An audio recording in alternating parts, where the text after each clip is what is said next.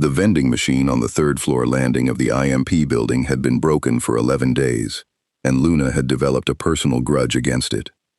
She stood in front of it now at something past 2 in the morning, hoodie up, tail flicking, jabbing the same worn button with the same worn indifference she brought to most things.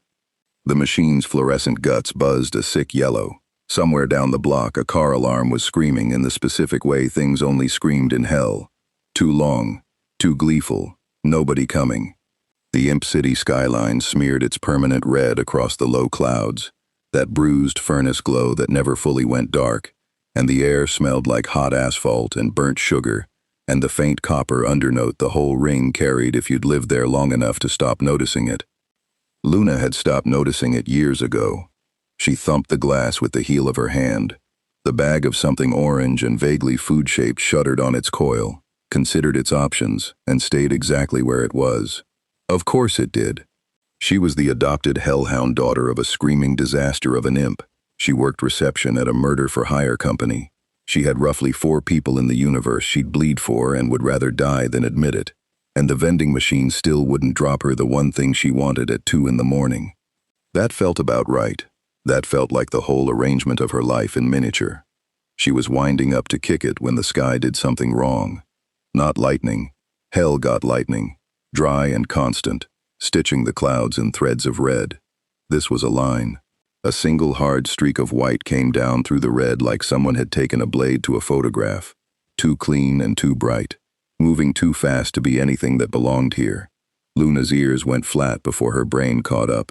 Her whole body did that animal thing it did. The thing she hated. The thing that reminded her she was more dog than she liked to be.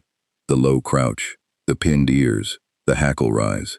The white streak came screaming down over the rooftops of the block, dropped, corrected, overcorrected, and slammed into the far end of the fire escape with a clang that rang the entire iron structure like a struck bell. Every window that still had glass in it rattled. Then, quiet. The car alarm kept screaming. The vending machine kept buzzing. Loona stood very still, one hand still raised toward the glass, and stared down the length of the fire escape, where something had just fallen out of the sky, into her night. Her first, best, most sensible instinct was to go back inside and forget it. She was extremely good at forgetting things she'd decided not to have seen. She had a master's degree in not having seen things. Whatever had crash-landed on the I.M.P. fire escape at 2 in the morning was, statistically, either a problem, a weapon, a hitman, a magical disaster, or one of Blitz's exes, and every single one of those was a reason to be somewhere else. She took one step toward the door. The thing on the fire escape made a sound. It wasn't a threatening sound. That was the problem. It was a small, high, wobbling little noise, muffled and confused. The sound of something that had hit the ground very hard, and was now trying to work out which way was up. It was, and Loona's ears betrayed her again, twitching forward against her will. It was almost cute, which in hell was worse than a threat. Cute got you killed. Cute was bait. She knew that better than anyone. She'd built a whole personality around never being it. She turned back around. Down at the far end of the landing, wedged into the corner where the iron rail met the brick, was a ball. A pink ball, about the size of a soccer ball, maybe a little bigger, round and soft-looking in a way that iron and brick and the general architecture of hell were violently not. It had 2 stubby little arms and 2 red feet, and it was rocking itself upright, wobbling, one foot then the other, and as it steadied it opened 2 enormous dark eyes and looked up and down the fire escape with an expression of total, uncomprehending wonder. Loona had seen a lot of things fall out of hell's sky. Sinners, mostly. The occasional angel feather during extermination season. Once, memorably, an entire piano, which nobody had ever explained. She had never once seen anything look at hell like that, like a kid who'd wandered into the wrong room at a party and found it full of monsters, and hadn't yet worked out the monsters were real. The pink thing's eyes found her. For one long, stupid second, the two of them just looked at each other down the length of the fire escape.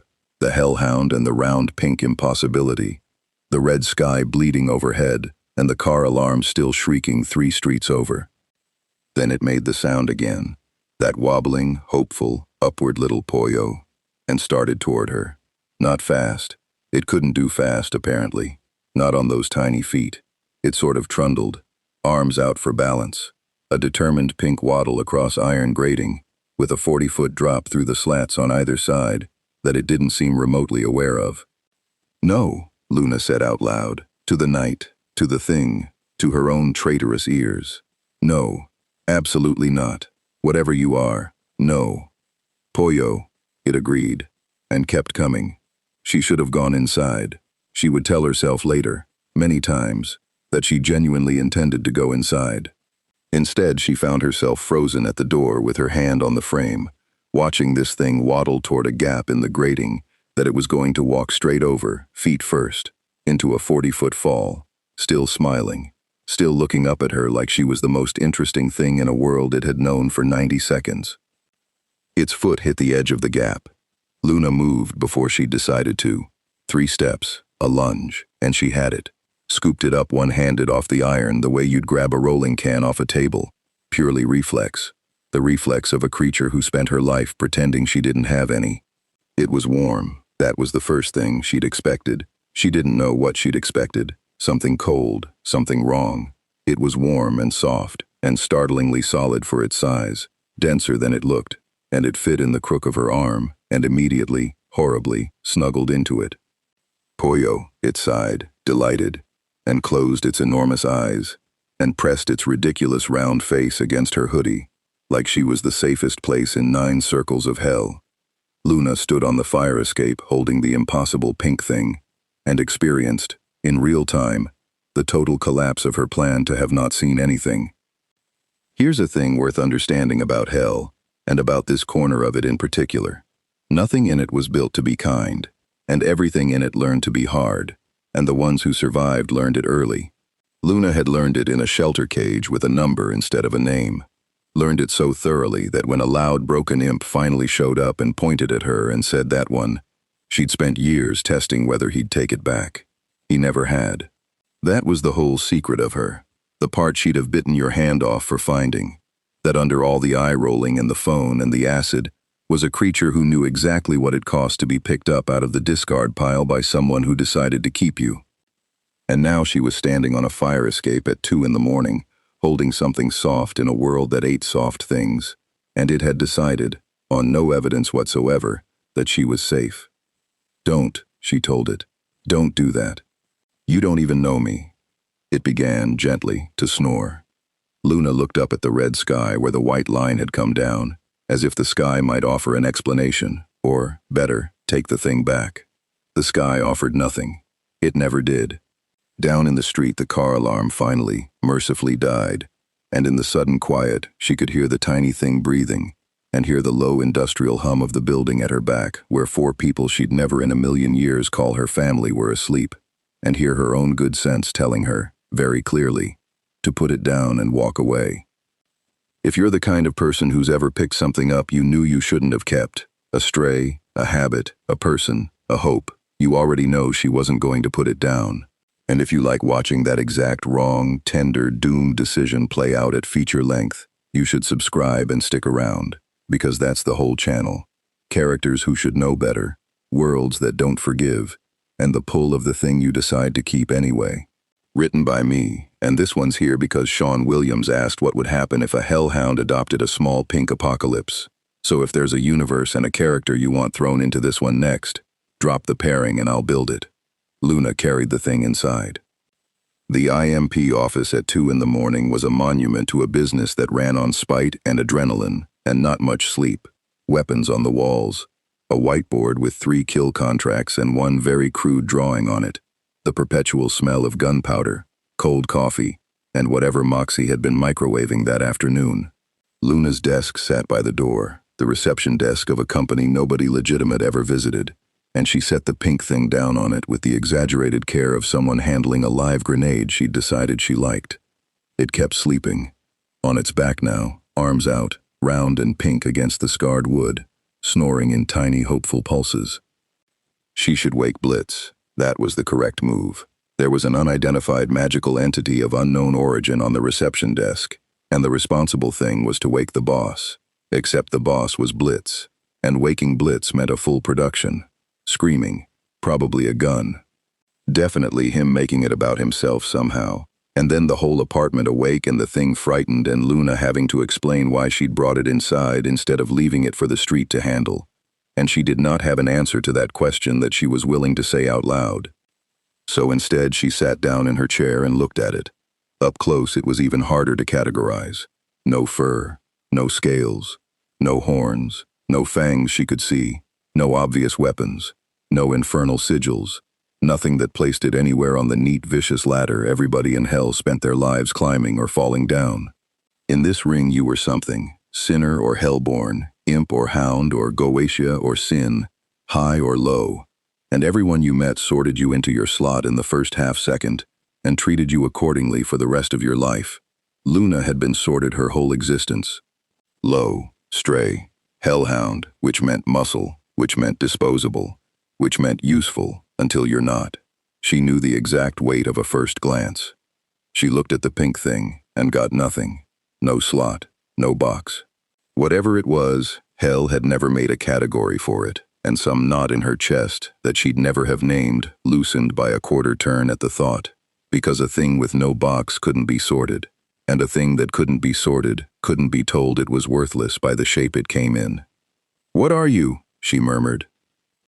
It stirred, rolled, opened one enormous eye, then the other, and found her face above it, and instead of flinching, instead of doing the sensible hell thing and being afraid, its whole face lit up like she was the best possible thing to wake up to. "Pollo," it announced, joyful, and reached both stubby arms straight up at her. "No," she said. It kept reaching. Arms up, grabby little hands. The universal, wordless, mortifying gesture of up. Hold me. Up. Loona had spent a great deal of energy over the years, constructing a version of herself that no living creature would ever dare make that gesture at. She picked it up. It settled against her collarbone with a contented wriggle, gummed happily at the drawstring of her hoodie, and Loona of the flat stare and the acid tongue and the reputation, Loona, who'd made a career of not being anyone's soft place, sat in the reception chair of a murder company at 2 a.m, and let it. "Okay," she said quietly. "To the thing. To the empty office. To nobody. Okay. You can't stay. You get that. You have no idea what this place is." She looked down at it. It looked up at her, chewing her drawstring, radiating trust like heat. "First thing in the morning, you go back to wherever you fell out of." "I mean it." "Pollo," it said, which she was starting to understand meant approximately everything and nothing, and in this case seemed to mean, "Sure, whatever you say," in the exact tone she used on Blitz. She almost smiled, caught it, didn't. Down the hall, one of the doors creaked. Somebody getting up for water, or somebody's insomnia, the ordinary night sounds of a building full of people who killed for a living and still had to pee at 3 a.m. Loona froze, one hand cupped protectively over the round pink back before she'd noticed she was doing it, ears up, listening. The footsteps padded, paused, retreated. A different door, not coming here, not yet. She let out a breath. The thing had gone still against her, warm and heavy, drifting back toward sleep, and she should put it down, and she should wake the boss, and she should do the sensible, hard, correct thing that hell had spent her whole life teaching her to do. Instead, she pulled her hood further up, angled the chair away from the hall, and sat in the dark with the impossible thing sleeping on her chest, and made a deal with herself she already knew she was going to break, just tonight, just till morning. Then it's gone. Overhead, through the office's one grimy window, the red sky pulsed its slow furnace pulse, and somewhere far above the rings, past the smog and the exterminations and the whole grinding hierarchy of the damned, a fragment of a broken white star was still falling. But that was tomorrow's problem, and tomorrow's alarm, and tomorrow's screaming. For now there was just a hellhound in a dark office, and something soft she'd decided to keep, and the specific, dangerous quiet of a heart that had gone and gotten attached before it thought to ask what the thing in its arms could actually do. She'd find out. They all would. Morning in hell was a lie the sky told for about 4 hours. The furnace red went the faintest degree paler, more brick than blood, and the city pretended this was dawn. Loona woke in the reception chair with a crick in her neck, drool on her hoodie that wasn't hers, and the immediate, sinking, full-body memory of exactly what she'd done. The pink thing was awake. It had migrated from her chest to the desktop at some point in the last few hours, and was now sitting upright among her scattered pens, watching her sleep with the placid patience of something that had all the time in the universe, and no concept that any of it might be dangerous. The second her eyes opened, its face did the sunrise thing again. Pollo. Shh. She sat up fast, one hand out. Shh. Shh. Quiet, you psychotic marshmallow. They're gonna... Too late by a decade. The building was already stirring. She could hear Blitz's alarm going off down the hall in 3 separate escalating tones, and Blitz swearing at each of them. Could hear Moxie in the little kitchenette already, the domestic clatter of a man who woke up early on principle to feel superior about it. Could hear the shower and Millie humming, and the whole ordinary racket of a household of killers starting its day. Her window of just till morning had closed while she was asleep on it. Right. Plan. She needed a plan. The plan was, get the thing out of the office before anyone came through, out onto the fire escape, off the property, back into the anonymous churn of the city, and then when someone eventually asked, hey, Loona was there, a pink thing, she would say what? Pink thing, with the flat conviction of someone who had genuinely never in her life seen a pink thing, and that would be that.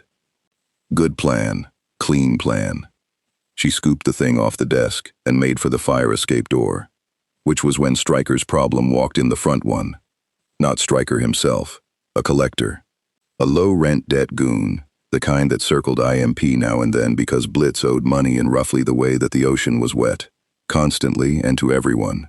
This one was a mid-tier sinner demon, tall and lean and gray-skinned, with a mouthful of needle teeth and the bored menace of a creature who broke things for a modest hourly rate. He shouldered through the front door without knocking, the way his type did, already talking. Tell the clown he's late again, and Crimson's people are done being nice, so I'm gonna break something small and structural and load-bearing until... He stopped. His flat yellow eyes landed on Loona by the fire escape, and then on the pink thing in her arms, and a slow, ugly interest crawled across his face. The hell is that? Nothing, Loona said. Get out. That's not nothing. That's... What is that? Some kind of pet? That's soft. You don't got nothing soft in a place like this. He was moving now, unhurried, angling between her and the fire escape door with the easy body language of somebody who did this for a living. Crimson likes exotics. Weird little exotics. I bring that back instead of a busted kneecap. Maybe today's my lucky. Don't. Loona turned, putting her shoulder between him and the thing, ears flat, and every hard warning instinct she owned came online at once. She could feel the transformation prickling at the edges of her, the big shape, the real teeth, the hellhound underneath the receptionist that she kept leashed most days because most days didn't need it. You touch it, I take your arm off. That's not a threat, that's a schedule. The pink thing, meanwhile, had gone very still in her arms and was watching the collector with those enormous dark eyes. Not afraid, interested, the exact way it had looked at her on the fire escape. The way, Loona would realize much too late, that it looked at anything it was thinking about sampling. The collector laughed, the sneer of a bigger predator at a smaller one showing teeth. Cute. The dog's got a temper. He reached out anyway, one long gray hand, claws out, straight for the pink thing. Come here, you little. What happened next took under 2 seconds, and Loona would spend a long time afterward trying to fit it into any framework she owned. The pink thing opened its mouth. Not the small wobbly pollo mouth. Its whole face hinged, jaw-dropping impossibly wide, wider than its own body had any business allowing, and the office air moved. A sudden hard rush of wind pulled inward, papers flying off Luna's desk, the whiteboard markers rolling, the collector's coat snapping forward, a vacuum, a hurricane running backward, all of it howling into that little pink mouth. The collector had time for exactly 1 syllable. It was, wuck, and then he wasn't standing there anymore. He went in. All of him. 6 feet of gray sinner demon, needle teeth and menace and modest hourly rate, yanked off his feet and folding in a way bodies did not fold, and vanishing down the throat of something a fraction of his size, Gone between one blink and the next with a wet, cheerful, cartoonish gulp. Silence. The papers drifted down. A whiteboard marker rolled to a stop against Luna's foot. She stood frozen, arms still curled around the pink thing, which had returned to its normal size and shape, as if nothing had happened and was now. And this was the part that broke something in her brain, chewing. Thoughtfully. Cheeks puffed, the universal expression of a creature working out a flavor. Then it swallowed, made a small, satisfied noise, and its whole body flickered. A shimmer of light ran over it, and when the light cleared, the pink thing was wearing the collector's face. Not wearing his face. It had grown a small, floating approximation of his features. A hat, no. A slick of gray. A suggestion of yellow eyes. A little needle-toothed grin now mounted on its own round pink self, like a hat made of someone. It flexed one stubby arm, and gray claws extended from it, the collector's claws, scaled down and pink-tinted, but unmistakably his, and it looked up at Loona with those claws out, and grinned the collector's grin, and said, brightly, apparently thrilled with its new toy, "Pollo." Loona did not scream. She was proud of that, later. She wanted it on the record that she did not scream. What she did was go completely rigid and say, in a very small, very flat voice, "You ate him, Pollo." The thing agreed, and swiped its new claws experimentally through the air, and giggled. "You? No, okay, put that away. How do you put that away?" She was aware she was babbling at a magical horror that had just consumed a grown demon whole, and was wearing him as an accessory, and she found she could not stop. That was you ate a person. You can't just, okay, he was a bad person. He was gonna sell you, but that's not why do you have his claws? The thing considered the question, or didn't. It patted her arm with one clawed pink hand, gently, reassuringly, as if she were the one who'd had a difficult morning. Which, fair. Loona sat down, not decided to. Her legs did it.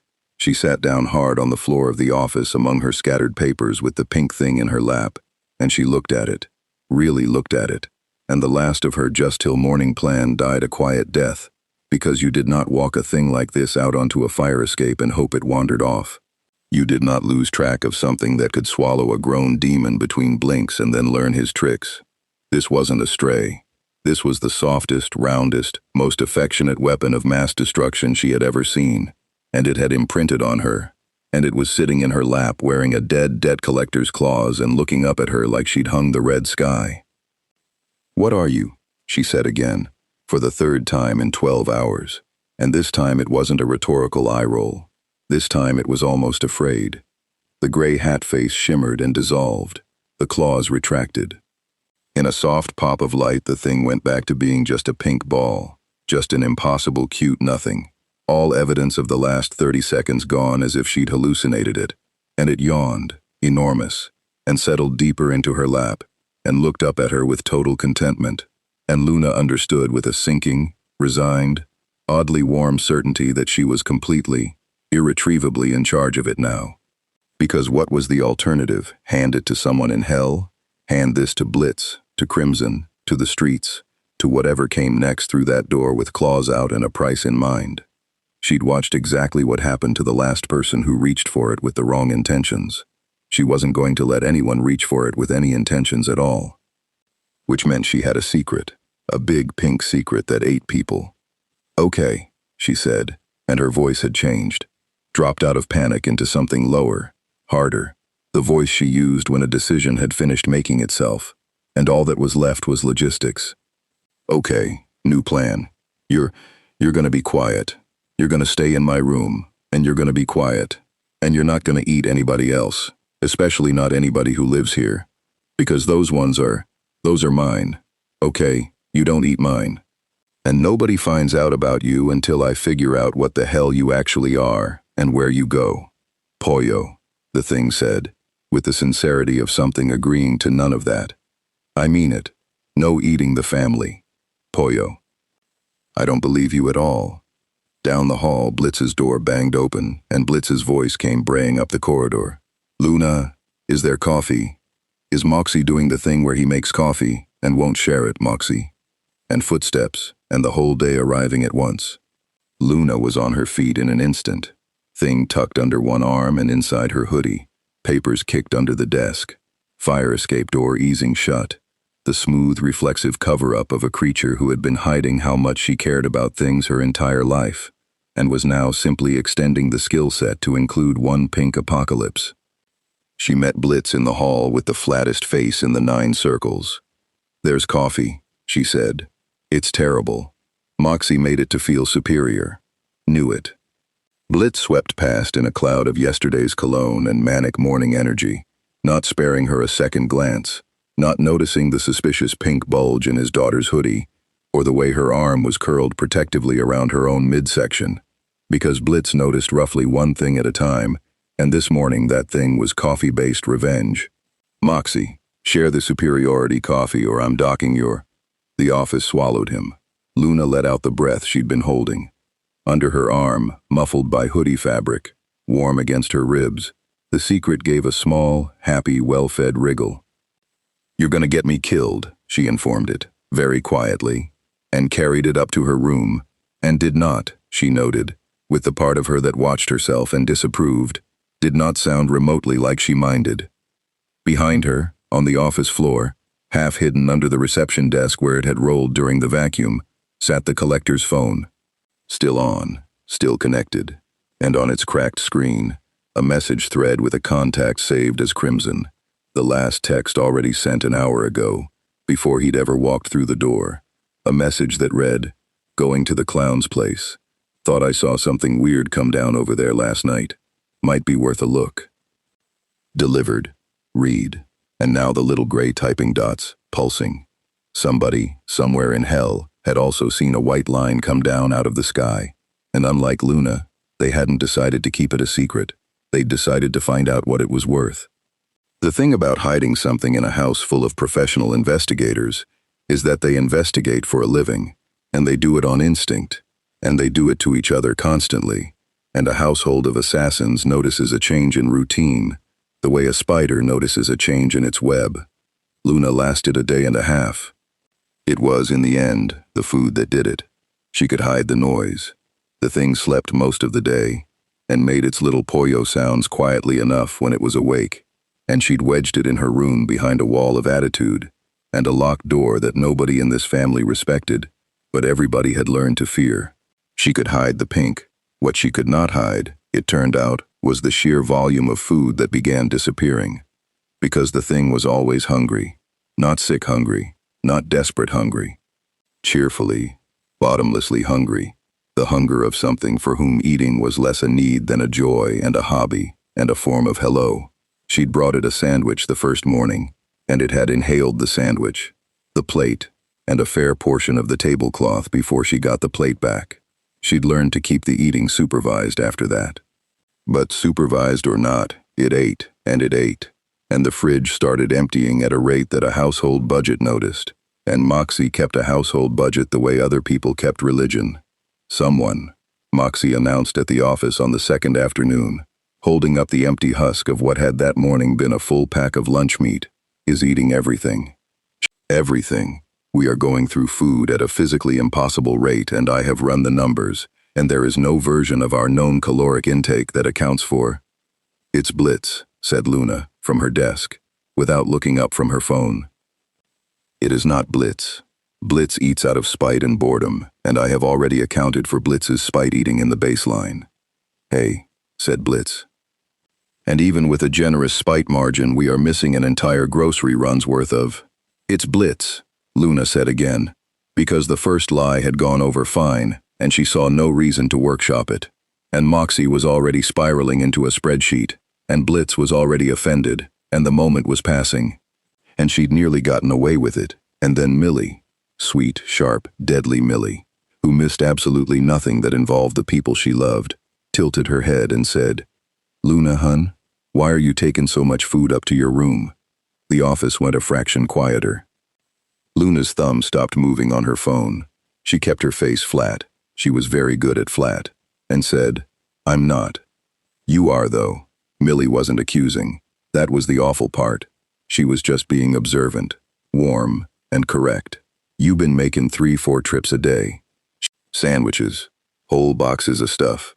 Yesterday you took up the big pot. We've been looking for that pot. I've been hungry. You been hungry enough for a big pot? I contain multitudes. Blitz had stopped being offended and started being interested, which was worse. He swiveled in his chair, and his whole manic attention swung around and landed on his daughter like a spotlight, and Loona felt the specific dread of being the one thing in the room he'd decided to focus on. Okay, wait, hold on. What's in your room? Loona, what's in your room? Do you have a boyfriend in your room? Oh my God, is there a... No. Is there a boy? Is my baby girl hiding a boy? Moxie, she's hiding a boy. I am not hiding a... I have questions. I have so many questions. First of all, is he good enough for you? Second of all, he is not. Third of all, where does he live? Fourth, Blitz. Of all, I'm gonna need to meet him and vet him, and probably threaten him a little. That's just standard, that's just Blitz. And honestly, the food thing tracks. Boys eat like... The ceiling made a noise. Everybody stopped. It was a small noise. A soft, wooden, rolling sort of thump, directly overhead, in the exact location of Loona's room. The unmistakable sound of a heavy round object falling off a bed and hitting the floor, and this was the part that froze the blood. Rolling with intent, toward the door. Loona was already moving. She came out of her chair like a shot, but Blitz was closer to the stairs, and Blitz was, underneath the disaster, a genuinely fast and genuinely dangerous creature when something involved his kid, and the word boy, plus the sound of movement, plus his daughter's face doing something it never did, which was panic, sent him up the stairs 3 at a time hollering, "Oh, it is on. Where is he? Come out here, you little." "Blitz, wait." He hit her door. It was locked. He kicked it, because of course he did, and the cheap lock gave, and the door banged open on Loona's room, the unmade bed, the wall of band posters, the general controlled squalor of a young adult who'd weaponized untidiness.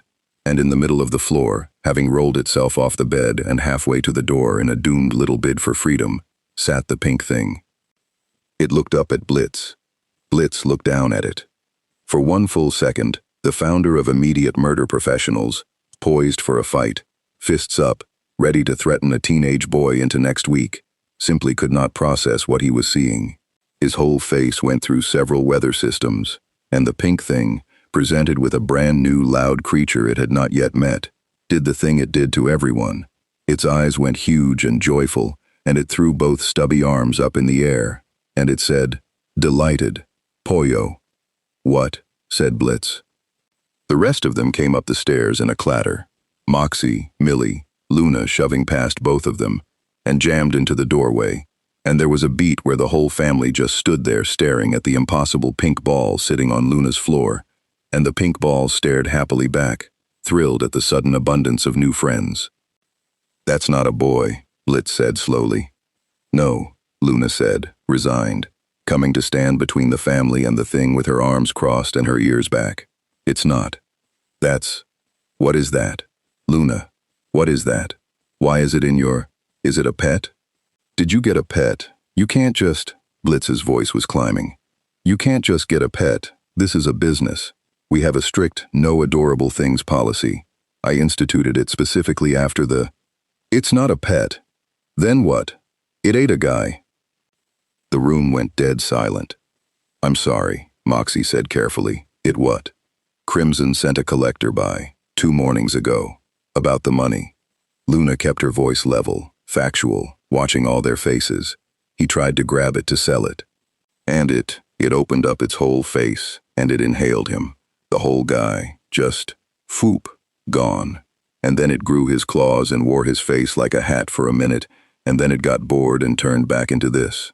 She gestured down at the thing, which had found one of her shoelaces and was gumming it contentedly. "So no, it's not a pet. I don't know what it is. But it fell out of the sky Tuesday night, and it likes me, and it eats people who try to grab it, and I wasn't gonna hand something like that to hell, so, yeah, it's been in my room." Nobody said anything for a moment. Moxie was the first to move, and Moxie moved like a man approaching an unexploded ordnance, which, credit to him, was the correct instinct. He crouched down a careful distance from the thing, marksman's eyes narrowing, taking in every detail. It inhaled a full-grown sinner and copied him. He said it slowly, turning it over. That's not, Loona, that's not a small thing. That's not a weird pet. Do you understand what that? A creature that can consume anyone and take their abilities, that has no fixed form, that we cannot categorize. He looked up, and his face had gone pale under the red. That's the single most dangerous thing I've ever been in a room with, and it's playing with your shoelace. Pollo, the thing agreed and offered Moxie the shoelace. Blitz, meanwhile, had gone quiet, which was its own kind of alarming. His eyes had that particular gleam. Loona knew that gleam. She hated that gleam.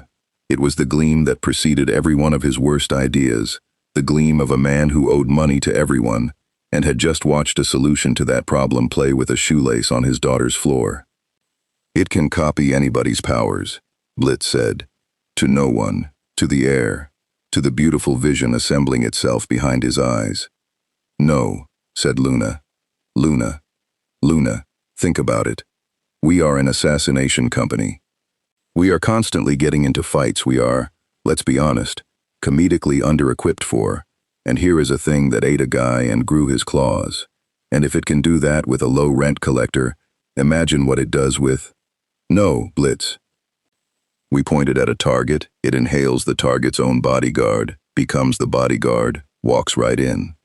It is not a weapon, Loona snapped, and there was a heat in it that stopped the room, because Loona didn't do heat, Loona did ice, and the sudden crack of real feeling in her voice was so unusual that even Blitz shut up. She stood over the pink thing, ears flat, tail rigid, and something raw showed through the flatness for just a second. It didn't ask to fall here. It doesn't even know where it is. It followed me around, and it fell asleep on me, and it saved it protected it, okay? When that guy grabbed for it, it didn't attack me. It went after the thing that was gonna hurt it. It's not a weapon. It's a kid. It's some lost, dumb, hungry cosmic kid that fell into the worst place in existence and picked me. Out of everybody. And I'm not... She stopped, reset her jaw, got the ice back over the heat, mostly. I'm not renting it out. That's final. There was a silence, and in the silence, the whole family heard the thing she hadn't quite said, the shape under the words. Because every one of them knew where Loona came from, knew about the shelter, the cage, the number instead of a name, and every one of them heard, clear as a bell, the sound of a discarded creature refusing to let another discarded creature get discarded. Blitz, to his enormous and rarely displayed credit, heard it too. The gleam went out of his eyes. He looked at his daughter, standing guard over a small pink impossibility with her whole body, wearing an expression he recognized because he'd worn it himself, once, pointing at a cage, and saying that one. And whatever pitch he'd been assembling died in his throat. Okay, he said, quieter, okay. Not a weapon. Geez. I was spitballing. He rubbed the back of his neck. It really ate Crimson's guy? Whole. Huh. Blitz considered this. Honestly kind of a mood. That guy sucked. He crouched down next to Moxie, peering at the thing with wary fascination, and the thing beamed at him, and offered him the shoelace too. And Blitz, despite every instinct, felt his cold, dead heart do a small, traitorous thing. It's got a good energy. Terrible, deeply dangerous, but good energy. Don't get attached, Loona and Moxie said at the exact same time, for exactly opposite reasons. Millie, who had been quiet this whole time, watching Loona with a soft, knowing look, spoke up gently. So what's it called? Loona blinked. What? Well, it's stayin', ain't it? Millie smiled. It ate a fella. It sleeps in your room. You 'bout took Blitz's head off defendin' it. That's a family member, hun, whether you like it or not. So it needs a name. Can't keep callin' it. And Loona looked down at the thing, the impossible, hungry, affectionate, world-ending thing that had fallen out of the sky and picked her. And it looked up at her with its whole enormous heart in its enormous eyes, waiting, trusting, hers. And something in her chest went and did the quarter turn again, all the way this time, the knot finally coming loose after years of staying tied. I don't know, she said, and her voice was rough. I've been calling it Star, in my head, 'cause of how it came down. Pollo, said Star, and lit up, and rolled over to press against her ankle, and the matter was, apparently, settled. Downstairs, forgotten under the reception desk, the collector's phone buzzed against the floorboards. Once, twice, a call, this time not a text, from the contact saved as Crimson, the second unanswered call in as many days from a mob family that had now lost a man inside the walls of a business that already owed them money, and that had begun, in the patient and thorough way of people who ran a ring's worth of debt and violence, to wonder about it. The phone buzzed itself in a slow circle on the floor and went to voicemail, and the little house full of killers laughed upstairs over a small pink thing named Star, none of them yet aware that keeping a secret in hell was easy, and keeping it safe was going to cost them everything. Far from the grubby warmth of the I.M.P. office, in a wing of a palace where the walls were older than most of hell's current bloodlines and the silence had weight, Stolas was awake at an hour when even the damned were sleeping, because something had gone wrong with the sky, and his instruments would not stop screaming about it. They screamed quietly. That was the thing about Goetia instruments. They didn't clang or flash. They insisted, in the low patient register of very old and very powerful things, and a Goetia prince learned young to feel that insistence in his feathers before he ever heard it in his ears. Stolas sat in his observatory among orreries of impossible worlds and grimoires chained to their lecterns, and he watched a single point of light burn steadily on an astral chart that had no business showing it, and he frowned with the specific unease of a scholar who has found an answer that breaks the question. The chart mapped power. That was its function, an old, precise Goetia working that read the concentrations of magical and infernal force across the rings the way a barometer read pressure, so that the aristocracy always knew where the storms were. Stolas had inherited it, and calibrated it, and consulted it for centuries, and knew its language intimately. He knew what a sin looked like on it, a vast, slow sun, immovable, each of the seven a fixed star around which their ring turned. He knew what the Goetia looked like, bright, constant points, himself among them, the familiar constellation of hell's nobility. He knew what an extermination looked like, the cold white bloom of angelic force pouring down through the ceiling of the world once a year. He did not know what this was. It had appeared Tuesday night.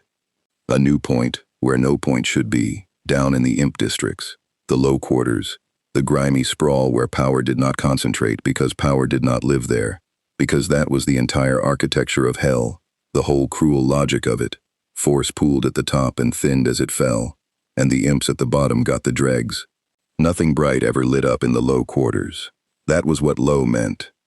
And yet there it was, a point of light in the imp sprawl, and Stolas could not read its magnitude, because every time he tried to fix its magnitude the instrument gave him a different and increasingly alarming number, as if the thing would not hold still to be measured, as if it were not a fixed quantity of power at all but a variable one, flaring up to something that made his feathers stand on end, then dropping back to nearly nothing, then flaring again, an impossible pulse that corresponded to no infernal signature in any of his catalogs.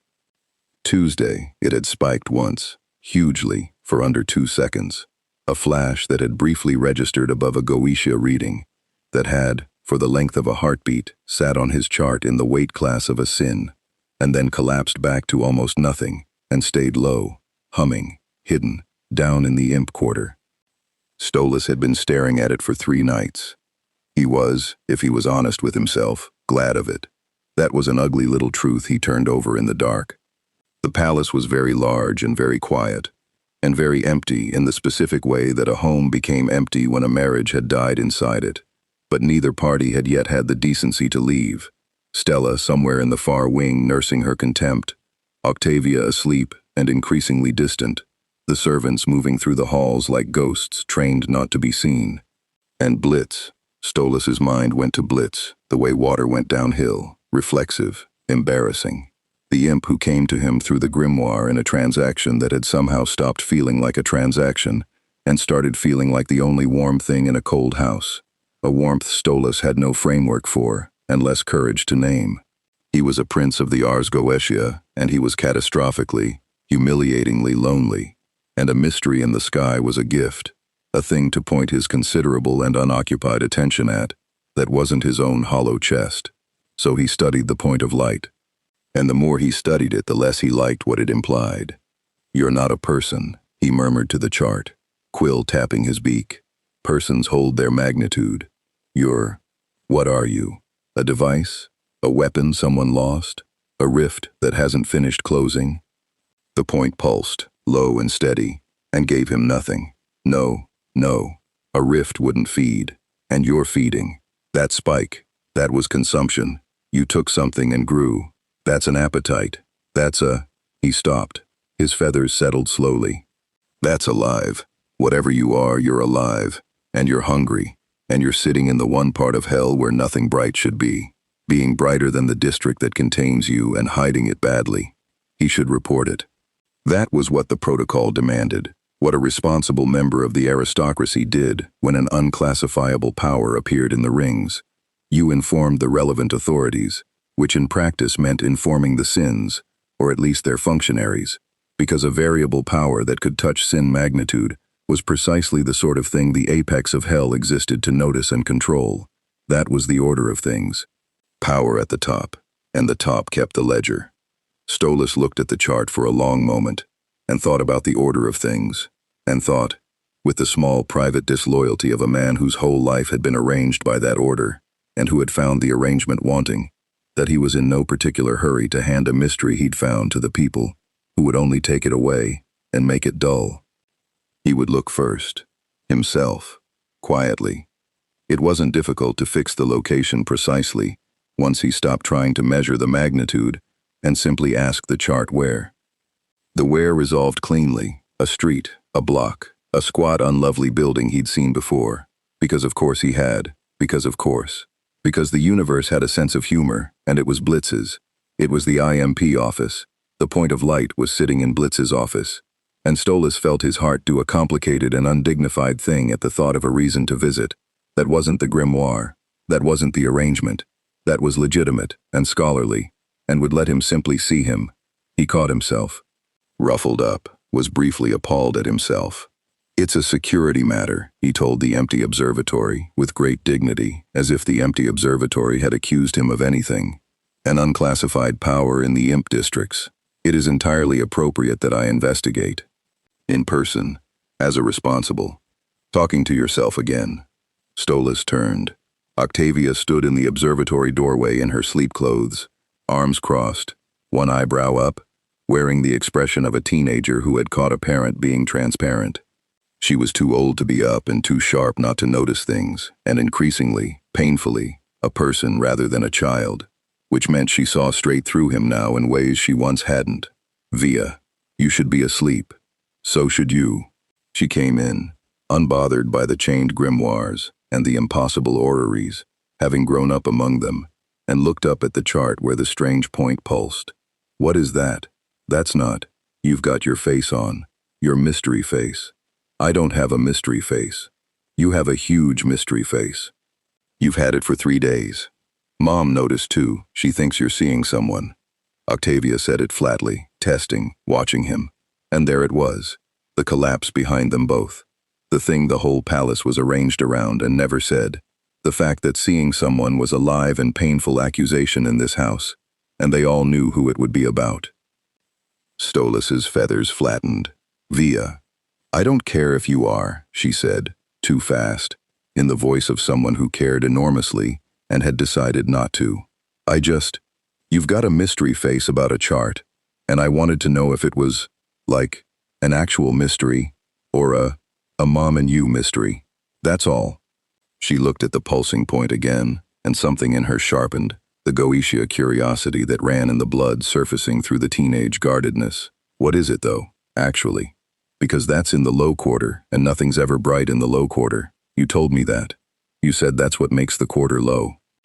And Stolas looked at his daughter, really looked, at this fierce, guarded, brilliant girl caught in the wreck of her parents' marriage, this one uncomplicated love in his complicated life, standing in his observatory at midnight asking a real question about the actual world, instead of tiptoeing around the thing that was breaking their home. And he felt a rush of gratitude so sharp it startled him. I don't know what it is, he admitted, and it was such a relief to say a true thing plainly, that he said more of them.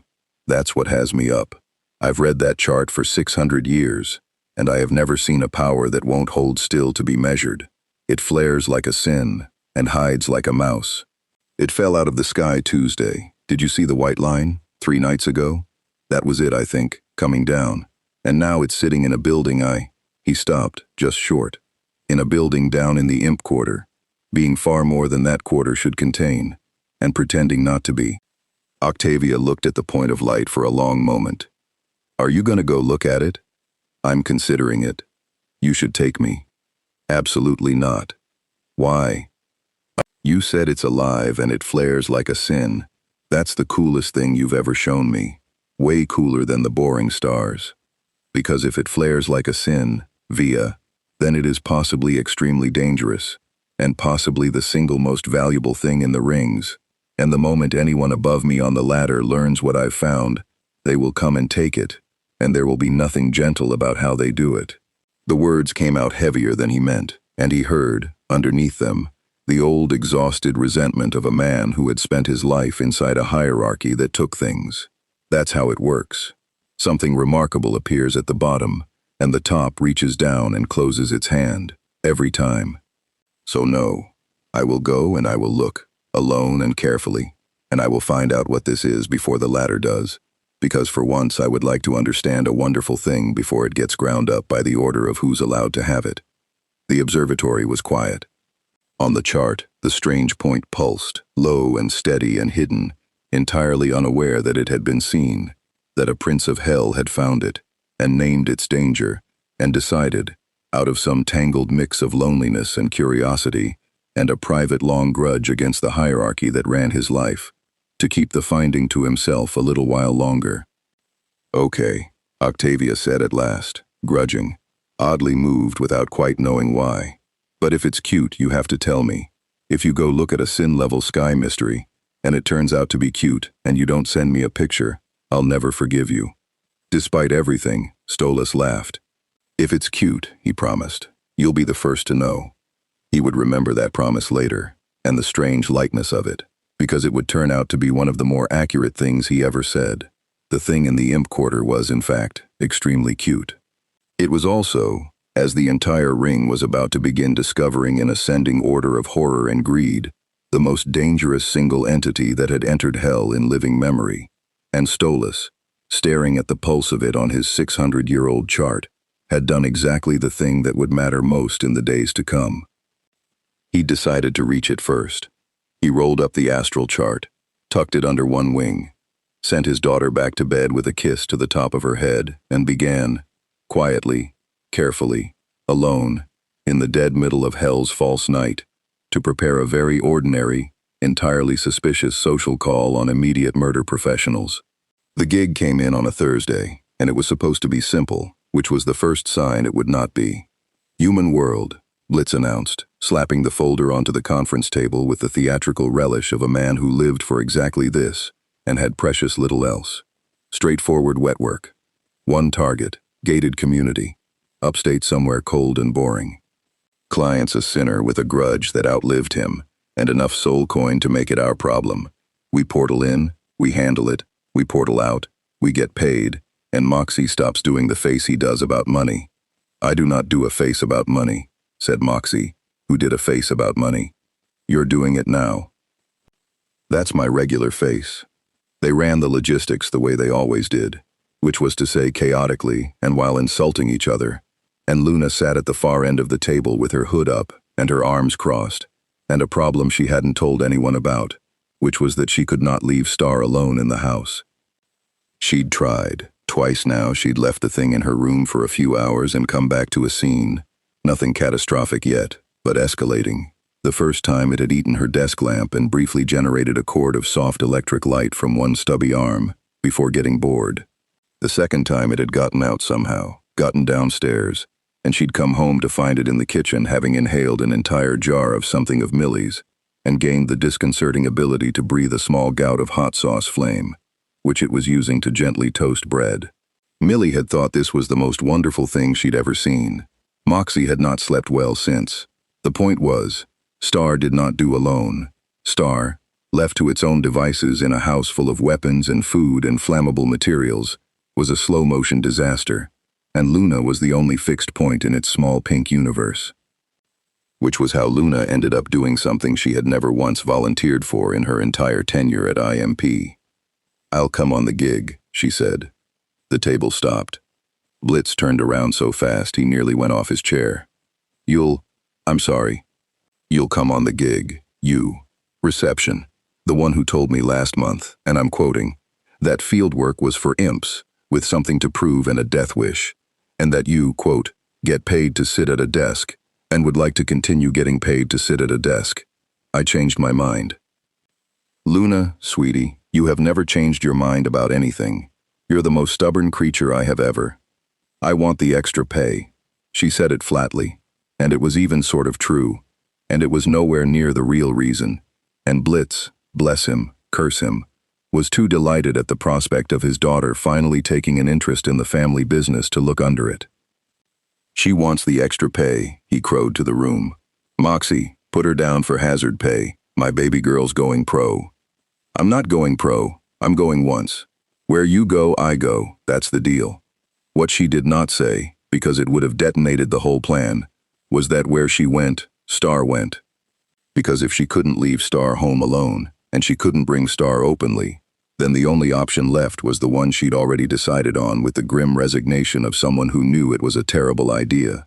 She was going to smuggle a cosmic apocalypse through a grimoire portal into the human world, keep it inside her jacket, and hope to every dead god that it stayed quiet for one simple job. It did not stay quiet. The portal opened in the human world onto exactly the cold and boring nowhere Blitz had promised. A wooded ridge above a gated community. Bare trees. Dead grass silvered with early frost. A gray sky that to Star, peering out from the gap in Loona's jacket with its enormous eyes, was apparently the single most beautiful thing it had ever witnessed. Because it was cold. And Star, it turned out, had never been cold before, or had never been cold here.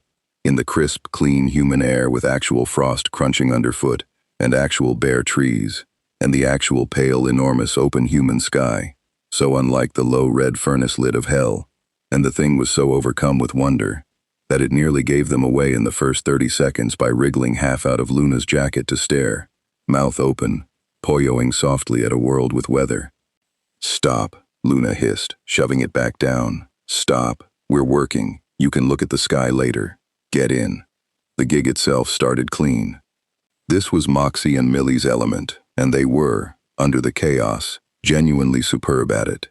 Moxie the marksman finding his angle, Millie the close work specialist moving like the frost didn't crunch under her at all.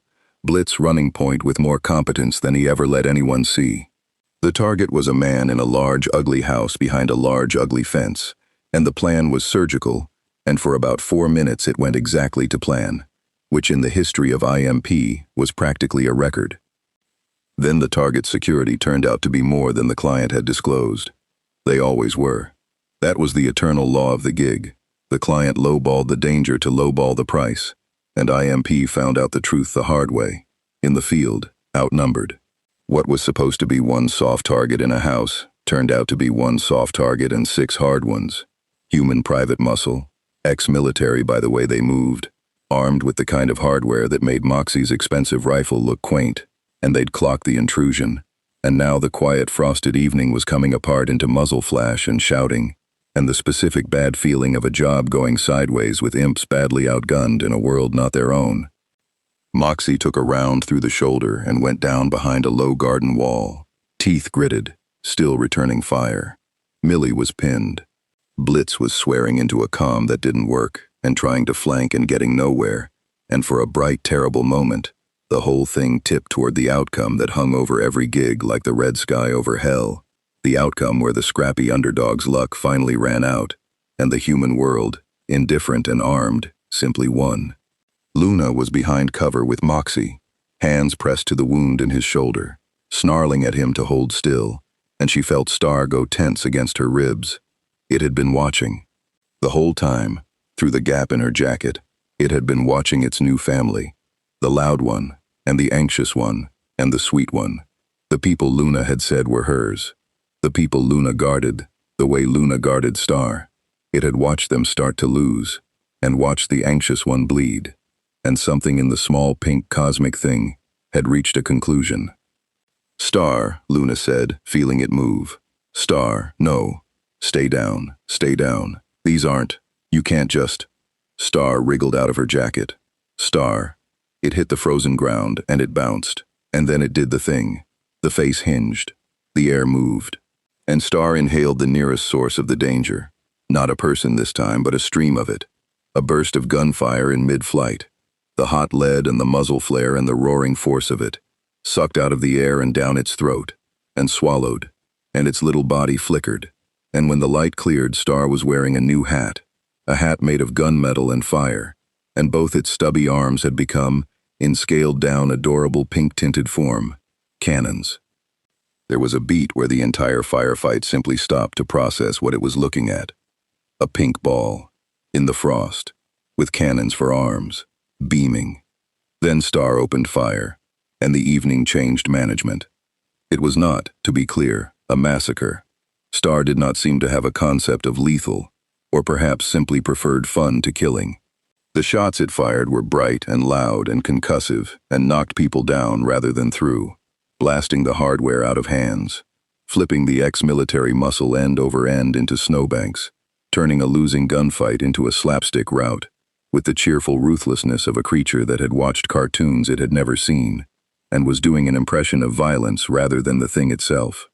Star bounced across the frozen lawn, returning fire with cannon arms, giggling, poyoing between shots, and the professional human muscle who had been 30 seconds from winning found themselves being systematically, joyfully, non-fatally dismantled by something that looked like a stress ball and hit like an artillery battery. Blitz, flat on his back in the frost where he'd thrown himself, watched his daughter's secret pink apocalypse win the entire firefight single-handed, and started to laugh. A real laugh, helpless and delighted, and slightly unhinged, the laugh of a man watching the impossible. "That's the thing," he wheezed, pointing. To no one. To the sky. "That's Moxie. That's the pink thing. It's got cannons. Moxie, look." "I see it," groaned Moxie, clutching his shoulder, watching a cosmic entity flip a 200-pound mercenary into a decorative hedge. "I see it, and I hate it, and it's saving our lives, and I hate it." It was over in 90 seconds.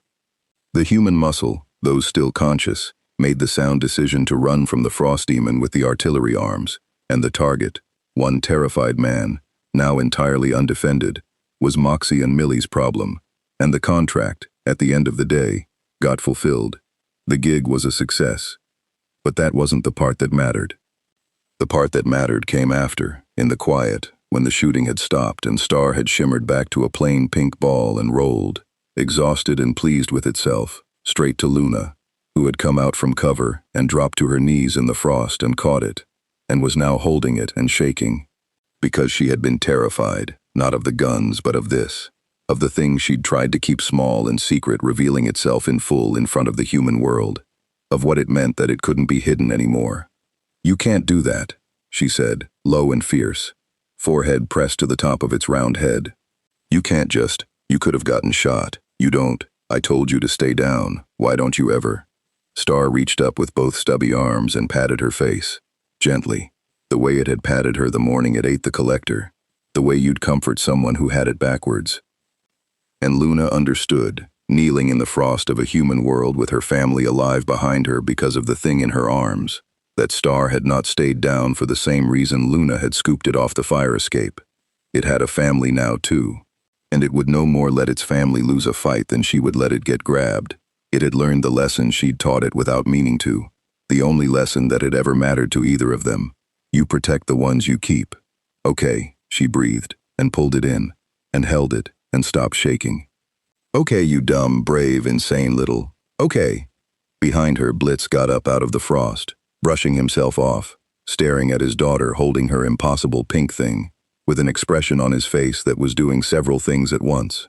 Pride, mostly, and love, badly hidden.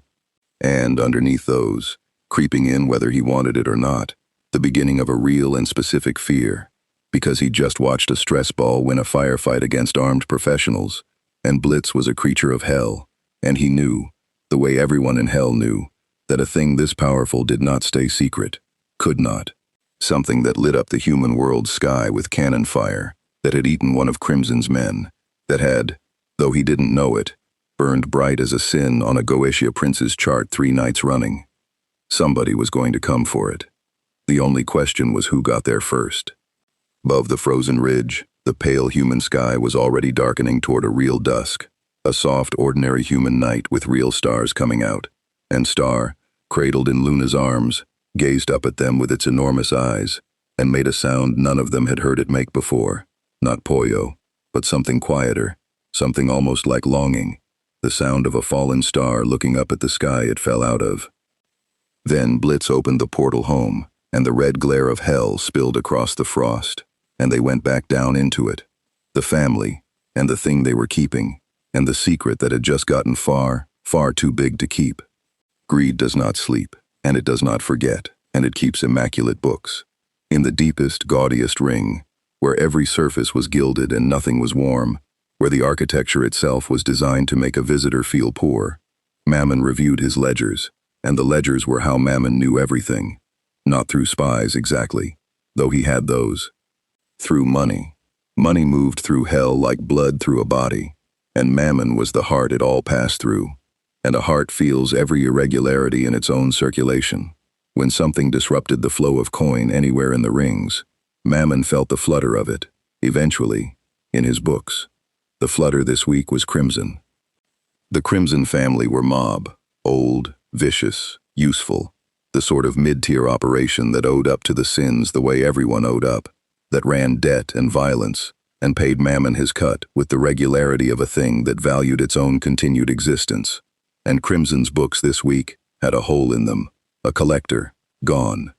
Sent to shake down a delinquent little assassination business, never came back, never reported, simply subtracted from the world, and Crimson, being thorough, had looked into it, and what Crimson had turned up had been strange enough that it climbed the ladder, as strange things did, up and up through the intermediaries and the functionaries until it reached the ring where all hell's information eventually pooled, along with all hell's money, in the hands of the Sin who collected both. Creature of unknown type, the report read, in the flat language of the functionary who'd compiled it, consumed our manhole, fell from the sky the same night, housed at I.M.P. Second-hand reports from a human world job describe it copying abilities and firing on armed defenders. Value, unknown. Recommend acquisition. Mammon read it twice. Then he set it down and steepled his fingers and did the arithmetic that ran under everything he was, the arithmetic that was the whole of him, because Mammon did not feel wonder, and he did not feel fear, and he certainly did not feel the tangle of loneliness and curiosity that had kept Stolas up 3 nights.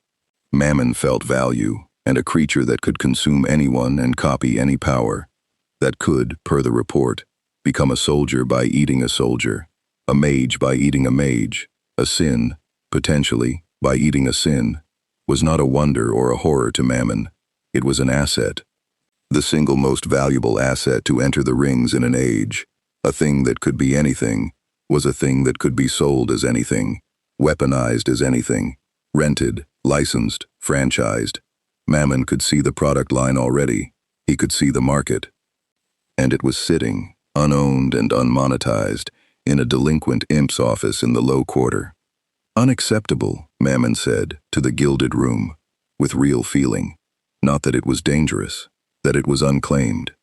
An asset of that magnitude, generating no revenue, held by a debtor who didn't even understand what he was sitting on. It offended Mammon in the deep place where his soul would have been if he'd had one. It was waste. It was money on the floor. He did not, however, do the obvious thing. Mammon had not become the master of hell's every transaction by kicking down doors. Kicking down doors was expensive. It broke things. It drew attention. It invited the other sins to ask why he was expending force in the low quarter. And worst of all, it risked damaging the merchandise. No, you didn't seize a priceless asset. You acquired it. You made an offer so structured, so laddered, so wrapped in the language of opportunity and partnership, that the mark handed you the thing while thanking you for the privilege. And if the offer was declined, why? Then you'd already learned the mark's price. And everything in hell had a price. And Mammon had never once failed to eventually find it. So Mammon did not go himself. Mammon sent a man. The man's name was Valmont, and he was not a thug. That was the point of him. Valmont was a closer, a sinner demon of expensive suits and expensive teeth, a fixer who worked the high end of Mammon's business, the acquisitions and the leverage, and the deals that were technically consensual, right up until the moment they weren't. He did not break kneecaps, he broke resolve. He arrived places smelling of money and left with signatures, and the people who'd signed usually couldn't afterward explain quite how it had happened, only that it had felt, at the time, like the most reasonable thing in the world. An acquisition, Mammon told him, sliding the crimson report across the gilded desk. Low quarter. Immediate murder professionals. You know the debtor, the clown, Blitz. He's holding something he doesn't understand the value of. I want it. I want it clean. I want it willing. And I want it undamaged. His eyes, when they lifted, held the one thing Mammon had in place of a heart, which was appetite. Find the price. Everything has a price. Find this thing's price and pay it. And if the price is more than money, leverage, fear, a debt called in, find that. But bring it to me sold, Valmont, not seized, sold. I don't want a war in the low quarter, I want a contract. Valmont smiled his expensive smile. And if the debtor's fond of it, these low quarter types get sentimental. If it's a pet, then you find the sentiment's price too. Mammon waved a ringed hand. There's always a price, Valmont. That's the only law that's real. Sentiment is just a debt they haven't been made to feel yet. He turned back to his ledgers, the audience over. Bring me my asset. Word of an incoming closer reaches a place like I.M.P. Through the low channels, the gossip of the debt world, the whisper network of the perpetually leveraged. Blitz owed a lot of people, and people who are owed money by other people who owe money to Mammon hear things, and one of those things made its way to Blitz 2 days after the Human World gig, in the form of a nervous phone call from a fellow debtor who felt Blitz ought to know that Mammon's people were asking about him, specifically about something Blitz was holding. Blitz went white under the red. He called a family meeting, a real one, not the chaotic table-thumping kind, but the quiet kind, the kind they only had when things were genuinely bad. Everyone crammed into the little office with the lights low and the doors locked, and the seriousness of it pressing down on the whole room. Star was there, in Luna's lap, gumming a pen, oblivious. That made it worse. Mammon, Blitz said, and let the word sit. Mammon knows. Mammon knows we've got something. And Mammon's sending a closer, which means Mammon wants it, which means... He scrubbed both hands down his face. Okay. Okay, I need everybody to understand what this is, because I don't think you do. Because you weren't. You didn't grow up owing this ring the way I... He stopped. Reset.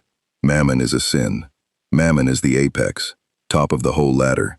And Mammon does not lose. Not because he's the strongest, though he's up there. Because he owns the board.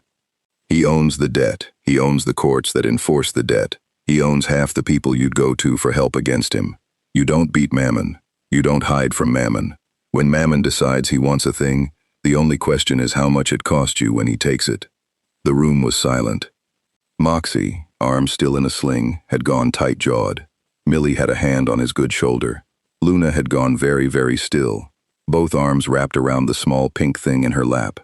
So he takes Star, Loona said, flat, deadly quiet. He tries. Blitz met her eyes, and there was something in his face she rarely saw. Not the disaster, not the bravado, but the thing underneath both. The thing that had pointed at a cage and said that one.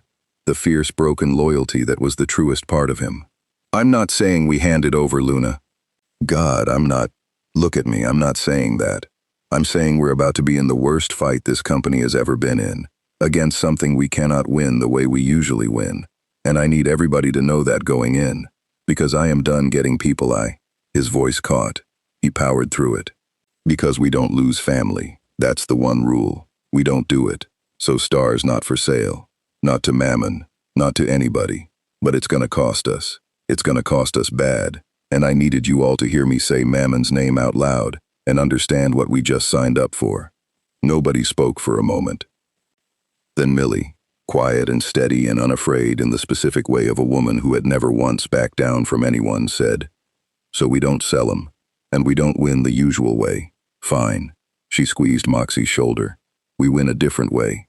We always been outgunned, hun. That's just Tuesday for us. We've been outgunned since the day we opened, and we're still here, 'cause we're mean, and we're clever, and we got each other." She looked down at Star, and her face softened. "And 'cause now we got a lil fella who ate one of Crimson's men, and won a whole firefight for us with his arms. I ain't so sure Mammon knows what he's reaching for is all." And that landed.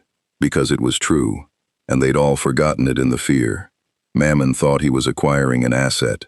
Mammon had a report, second-hand, that described a creature that copied powers. Mammon did not know, could not know because none of them fully knew, the actual ceiling of the thing sitting in Luna's lap chewing a pen. Mammon was doing his arithmetic on incomplete numbers. Mammon had valued Star as a very good weapon. Star was not a very good weapon.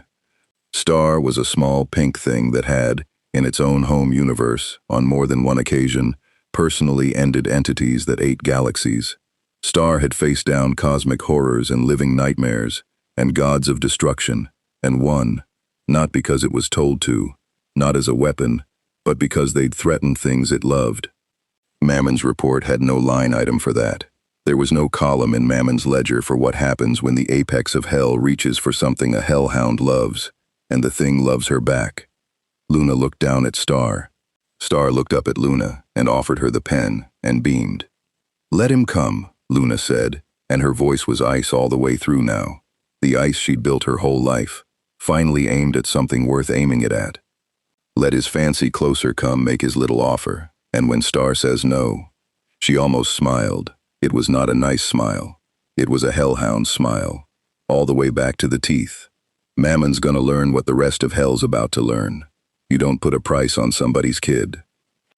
Outside, in the gilded distance, a man in an expensive suit was already checking an address in the low quarter, adjusting his cufflinks, and practicing the warm and reasonable smile with which he intended to buy the most dangerous thing in hell, for the lowest price it would take.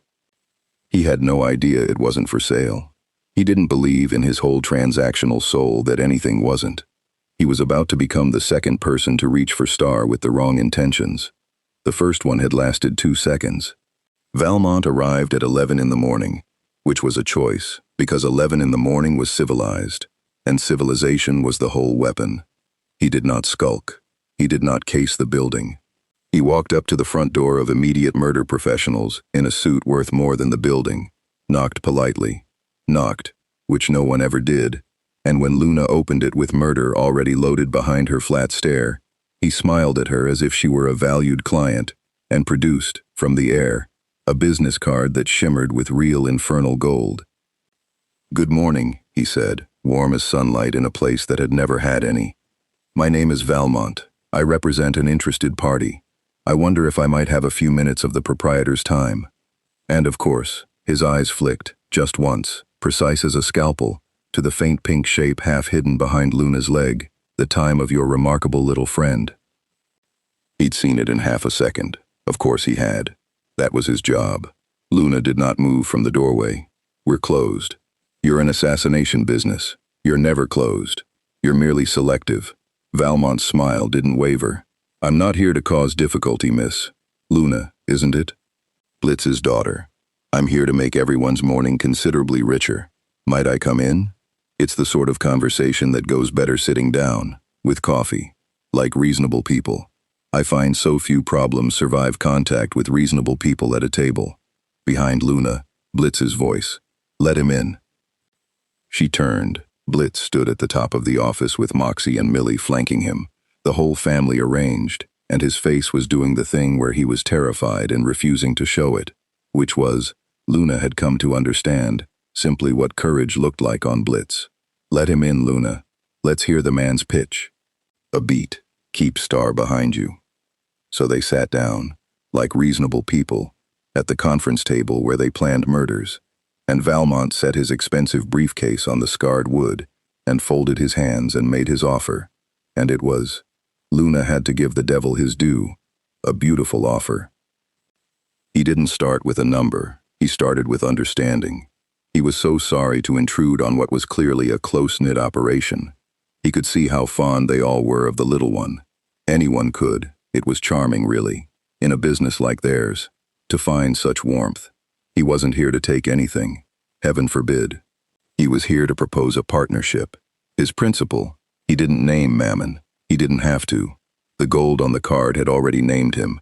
His principal was an admirer of unusual talent, and had it in mind to offer the creature not a cage but a career. The finest accommodations in the rings, handlers who'd treat it like royalty. Compensation to I.M.P. that would clear every debt Blitz carried, and Valmont knew, to the coin, exactly how much that was. And he said the number, and it was staggering, and it hung in the air of the little office like a held breath. Clear every debt, and then some, and then a lot more. An ongoing arrangement, a percentage, a future. The kind of money that turned a scraping-by murder shack into a dynasty. Your business would never struggle again, Valmont said gently, into the silence the number had made. Your family would be safe, genuinely safe, protected, provided for, in a way that, forgive me, a low-quarter operation drowning in crimson debt simply cannot be otherwise. All of that, for one small creature that, by every account, would be treated better than any of you have ever been treated in your lives. He let that sit. Then, softer, the blade sliding out at last, so smooth you almost didn't feel it. And I should be honest, because I respect you all too much not to be. It isn't really a question of whether. My principal has decided. It's only a question of whether it happens as a windfall this morning, with everyone rich and smiling, or whether it happens the other way, later, with none of that. I'd so much rather it were the windfall, wouldn't you? There it was. The whole thing, the velvet and the knife, the way it always came from the top of the ladder. We're going to take it either way, so let us pay you to enjoy it. The office was silent. Blitz's hands were flat on the table. His jaw worked. And Loona watched her father. Watched the number do its work behind his eyes, because it was doing its work. She could see it. The debt that had ridden his back for years. The family he could finally make safe. The exhaustion of always scraping, always owing, always one bad month from losing everything. She watched all of it move across Blitz's face, and for one cold second she was afraid. Then Blitz laughed. It wasn't a big laugh. It was quiet and tired, and it had something underneath it that made Valmont's smile flicker for the first time. You're good, Blitz said. You're really? That was a beautiful pitch. The money's real, right? That's not a lie. You'd actually pay it. Every coin, today. Yeah. Blitz nodded slowly. Yeah, see? And that's how I know you don't get it. 'Cause you think the number's the hard part. He leaned forward. Let me tell you about the kid at the end of this table. Not Star, my other kid, Loona. He didn't look at her. He kept his eyes on Valmont, but his voice changed, roughened, and Loona felt something seize in her chest. I got her out of a shelter. You know what a shelter is in hell? It's a place where they keep the ones nobody wanted, in cages, with numbers. And everybody who walked past her cage, 'cause she was moody, and she snapped at fingers, and she wasn't the easy one. She wasn't the one that made you feel good about yourself for picking it. And I pointed at her and I said, that one. And you know what everybody told me? They told me I could do better. They told me there were easier ones. They told me she wasn't worth the trouble. His voice cracked, and he let it. And it was the most naked Loona had ever seen him in front of a stranger. Somebody made me an offer once, basically. Take the easy one, it's a better deal. And I looked at the moody one in the cage that everybody said wasn't worth it, and I said no thanks. And it's the best thing I ever did. It's the only thing I ever did that I'm sure was right. He finally looked down the table at Loona, and his eyes were wet, and he didn't care. So here's what happened, Valmont, Blitz said, turning back. That kid, the one nobody wanted, she found another one nobody had a box for. Something that fell out of the sky, and everybody's gonna say the same thing they said about her. It's dangerous, it's trouble, it's worth a lot. Give it to somebody who can handle it, take the deal. And she said no, same as I said no, 'cause that's, his voice went thick, that's the whole thing, man. That's the only thing we've got down here that the top of the ladder doesn't. We don't hand over the moody one in the cage. We don't take the easy deal. We keep the one nobody else wanted because nobody else wanted it, because somebody has to, and it turns out, he almost laughed again, wet and real, it turns out we're the somebody. So, no, Take your beautiful number and your beautiful suit, and tell Mammon the answer's no." Valmont's smile was gone. Not angry. Valmont didn't do angry. Anger was unprofessional. What replaced the smile was worse. A kind of blank recalibration. A man setting down one tool and reaching for the next, because he'd found the sentiment, and priced it, and discovered it wasn't for sale, and there was only ever one move after that. "That's a beautiful speech," Valmont said, and his voice had cooled by 30 degrees. "It really is. I'm almost sorry to have heard it, because it means we do this the other way, and the other way is so much uglier, and speeches don't survive it." He closed his briefcase with a soft, final click. "You misunderstand the nature of the choice you were offered. It was never yes or no. It was paid or unpaid. You've chosen unpaid.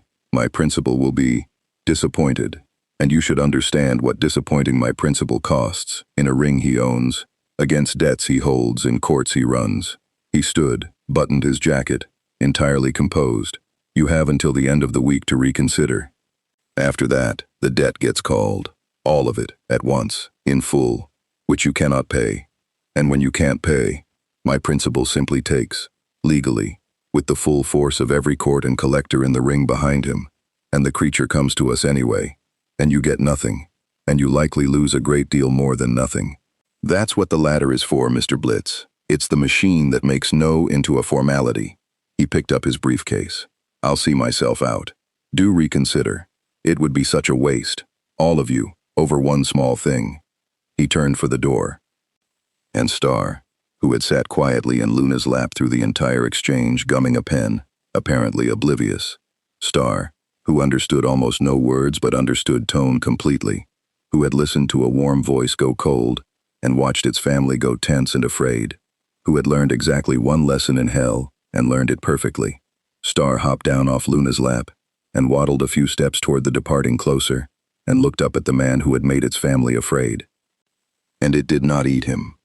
That was the thing everyone would remember. It didn't inhale him, didn't attack, didn't so much as puff up. It simply stood in the middle of the office and looked up at Valmont with its enormous dark eyes. And for one instant, just one, there and gone, the innocent light in those eyes changed. Something else looked out of them, something old and vast and patient and entirely without fear.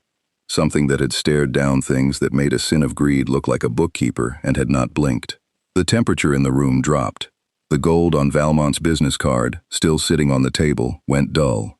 And Valmont, expensive, composed, unshakable Valmont, who had closed 1,000 deals and never once felt the thing he was suddenly feeling, went absolutely rigid, some animal part of his transactional soul recognizing, a half-second too late, that he had spent the entire meeting negotiating with the family around the asset, and had never once, not for a moment, considered negotiating with the asset itself, because it looked like a toy. It did not look like a toy now. "Pollo," Star said, softly, almost kindly. And Valmont, who did not run from anyone, who had faced down worse than an imp's temper his whole career, walked out of the I.M.P. office at a pace that was not quite a walk, and not quite a run, and did not look back, and did not entirely stop feeling the cold of that look for a long time afterward. The door clicked shut behind him. For a moment nobody moved, then Star turned back around, and its eyes were just enormous and dark and happy again, the old thing gone as if it had never surfaced, and it waddled back to Loona and threw both arms up, hold me, up, and Loona picked it up on pure reflex, staring at the closed door, her heart hammering. "What was that?" Moxie said faintly. "That look, what was—" "Loona, what is it actually? That wasn't a weapon, that wasn't— I've been in rooms with dangerous things. That was something else." Loona looked down at Star, small and warm and beaming in her arms, and didn't have an answer. Blitz did, sort of. Blitz was still slumped in his chair, drained by his own speech, staring at the door where the closer had fled. "Mammon's gonna call the debt," he said quietly. "End of the week. He's gonna do exactly what the guy said. And we can't pay it. And when we can't pay it, he comes with the courts and the collectors and he takes everything. And this time it's Mammon. It's the actual apex. And I don't—" he rubbed his eyes. "I don't know how we win this one. I really don't. I meant every word I said. I'm not handing Star over. I'd rather burn the whole company down. But I gotta be straight with you all. I don't know how we win." And Loona held Star and thought about the thing that had looked out of its eyes for one instant and sent a sin zone closer, walking backward out the door, and understood, with a slow, cold, dawning certainty, that maybe they weren't going to be the ones who won this. Maybe they'd never needed to be. Maybe the only real question left was how bad Mammon wanted to learn, the hard way, the thing Valmont had almost figured out 1/2 second too late, that he'd never been reaching for an asset at all. "We don't have to win it," Loona said slowly, out loud, to the room, to herself. She looked down at Star. "We just have to be there when Mammon reaches for him. And let him." Star beamed up at her and yawned, and had absolutely no idea it had just been volunteered to teach the apex of hell a lesson about the price of things. Stolas arrived the next night, and he arrived, for once in his life, without a plan for what he'd say, which for a Goetia prince who scripted everything was its own kind of surrender. He'd meant to come earlier. He'd meant to come the very night he'd fixed the location on his chart, the ordinary suspicious social call he'd rehearsed in his empty observatory. But the days had gotten away from him, a Goetia obligation, a fight with Stella that had left the whole palace ringing, Octavia's silence at breakfast, and the point of light had stayed low and steady and hidden on his chart, and he'd told himself there was time. Then tonight the chart had done something new. It had lit up with other readings converging on the same block, the cold, flat signature of a Sins functionary, the ledger weight of Mammon's money moving. And Stolas had understood, with a lurch, that the latter had found his mystery too, that the top was reaching down exactly as he'd feared, and that if he wanted to reach the wonderful thing before it got ground up by the order of who was allowed to have it, he had to reach it now. So he came through the grimoire, his own grimoire, the one that tied him to Blitz, the one that had started as an arrangement and become the warmest lie in his life, and he stepped out of the portal into the I.M.P. office at an hour past midnight, expecting, he supposed, to have to explain himself. He did not get the chance, because the office was already awake, already braced, the whole family up and armed and grim around the conference table in the low light, mid-war council, and in the middle of it, in Loona's lap, sat the point of light. Stolas stopped dead. He saw it the way he'd never been able to see it on the chart. Not a variable magnitude, not an unreadable pulse, but a small round pink thing gumming a pen, and his 600 years of scholarship simply stalled. Because his instruments had shown him a power that flared like a sin, and his eyes were showing him something a child would want to hug, and both were true, and the contradiction was so total that he stood in the portal light with his beak slightly open and said, before he could stop himself, in a small, stunned voice, "Oh, Via's going to lose her mind." "Stolas?" Blitz was on his feet. "What the? How did you? It's the middle of the night. What are you?" "Your thing." Stolas pointed, feathers puffed, all his careful scripting gone. The pink. "Do you have any idea?" "Blitz, do you have the faintest idea what that is? I've been watching it on my astral chart for a week. It broke my instruments. It registered as a sin. It fell out of the sky, and it's been sitting in your office, being brighter than the entire district, and I came because," he faltered, recalibrated, landed, for once, on the truth. "I came because the ladder found it. Mammon found it. And I know what happens when the top of the ladder reaches down for something remarkable at the bottom. I've watched it my whole life, and I didn't want it to be ground up before anyone even understood what it was. So I came to warn you, and to see it. Mostly, if I'm honest, to see it." He deflated slightly. "I have a daughter who made me promise to send a picture if it was cute. It is devastatingly cute. This is a disaster." There was a silence. Then Loona, flat as ever but with the faintest thaw in it, said, "Its name's Star, and Mammon already sent his guy. Yesterday. We already told him no." Stolas's feathers flattened. "You told Mammon no. We told his closer no. That's Blitz. That's the same thing.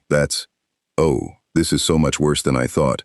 You've already refused him, which means he's already moved to the second stage, which means..." Stolas began to pace, the scholar's mind racing ahead of the room. He'll call the debt. He'll use the courts. He won't send force. Force is crude and risks the merchandise. He'll do it legally. He'll make your no into a formality. That's how they all. He stopped pacing, looked at them.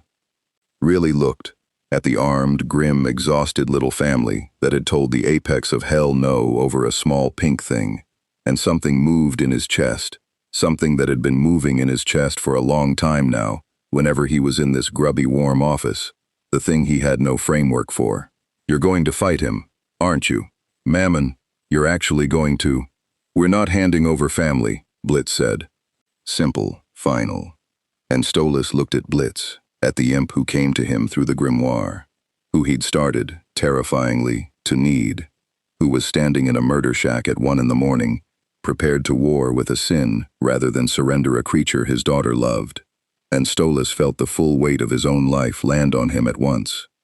The loveless palace, the cruel wife, the hierarchy he'd been born at the top of and had never once questioned, until this imp had made him question everything.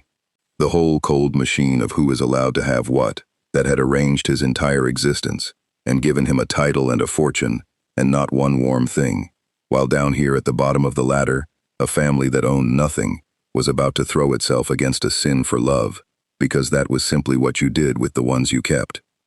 I want to help, Stolas said. The room stared at him. I mean it.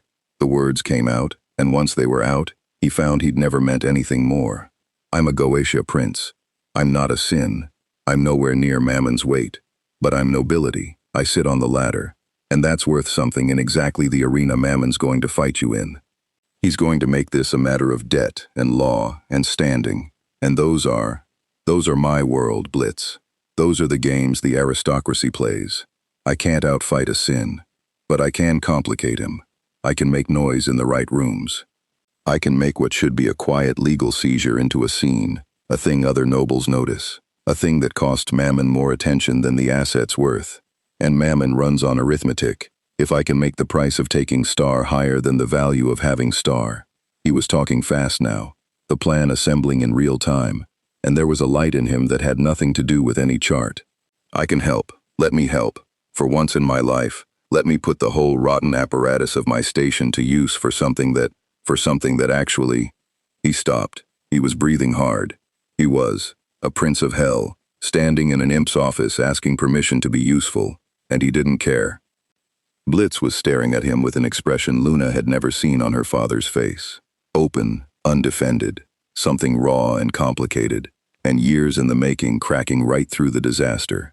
The two of them looked at each other across the office, the imp and the prince, the whole impossible geometry of what they were to each other hanging in the air, unspoken, undeniable. Yeah, Blitz said, rough. Yeah, okay, help. And it was Millie, of all of them, who cut through the moment. Sweet, sharp Millie, arms crossed, watching the two of them with a soft, knowing look and the faintest smile. Well, she drawled, ain't this something? The whole low quarter's about to go to war with a sin, and we got a Goetia prince, a pink apocalypse, and Blitz making eyes at each other cross a table at 1 a.m. She winked at Loona. Reckon that's about the most us thing I ever heard. Blitz went bright red. Stolas fluffed up so hard he nearly doubled in size. Moxie put his face in his good hand, and Loona actually snorted, a real sound, surprised out of her, and Star in her lap looked up at the laughter and beamed and threw its arms up, delighted that everyone was suddenly happy. But the warmth didn't last, because it couldn't, because they all knew what was coming. He'll move fast, Stolas said, sobering, the scholar back. Mammon, now that he's been refused, days, not weeks, he said. End of the week, to give you time to break. But a sin doesn't actually wait. He'll have the paperwork moving already, the debt call, the courts. When it comes, it'll come as law, not as an army. Collectors with writs, functionaries with seals, everything legal and airtight and backed by a ring he owns. And here's the thing you have to understand. He looked around at all of them, grave. When it comes that way, you can't fight it the way you fight a firefight. There's no one to shoot. It's paper. It's standing. Mammon's whole genius is that he never lifts a hand. He makes the whole structure of hell lift it for him, and you can't punch a structure. So how do we win? Moxie asked. And Loona, who had been quiet, who had been turning something over since Valmont fled backward out the door, spoke up. "We don't fight the paper," she said slowly. "We don't fight the courts, or the debt, or any of it. That's his game. He wins that game. Stolas is right." She looked down at Star. "We let it all happen. We let the debt get called. We let the collectors come with their writs and their seals. We let Mammon do the whole legal thing and reach right down the ladder to take his asset. And we make sure," her voice went very quiet, very certain, the ice all the way through, "that when Mammon reaches for Star, Mammon does it himself, in person. Because a thing this valuable, he's not going to trust a functionary to collect it. He's greedy. He's going to want to lay his own hands on it. And when he does..." She stopped. She looked up, and in her flat yellow eyes was the same old thing that had looked out of Star's for one instant across from Valmont. The patient certainty of a creature that had finally understood exactly what it was holding. "Star's gonna do what Star does to anybody who reaches for it wrong," Loona finished. "The collector lasted 2 seconds. That was a collector. I don't think Mammon knows he's not the top of any ladder Star's ever seen. I don't think the apex of hell has ever met something that could look at him and not feel afraid. And I want to be in the room when he finds out." The office was dead silent. Stolas felt the hair, the feathers, stand up all along his spine, because he'd read the chart. He alone in that room had seen the number, had watched it flare for 2 seconds 3 nights running, to a magnitude that had briefly outweighed a sin, and he had assumed, being a scholar, that it was a fluke of his instrument, an error, because nothing outweighed a sin. That was the definition of a sin. That was the top of the world.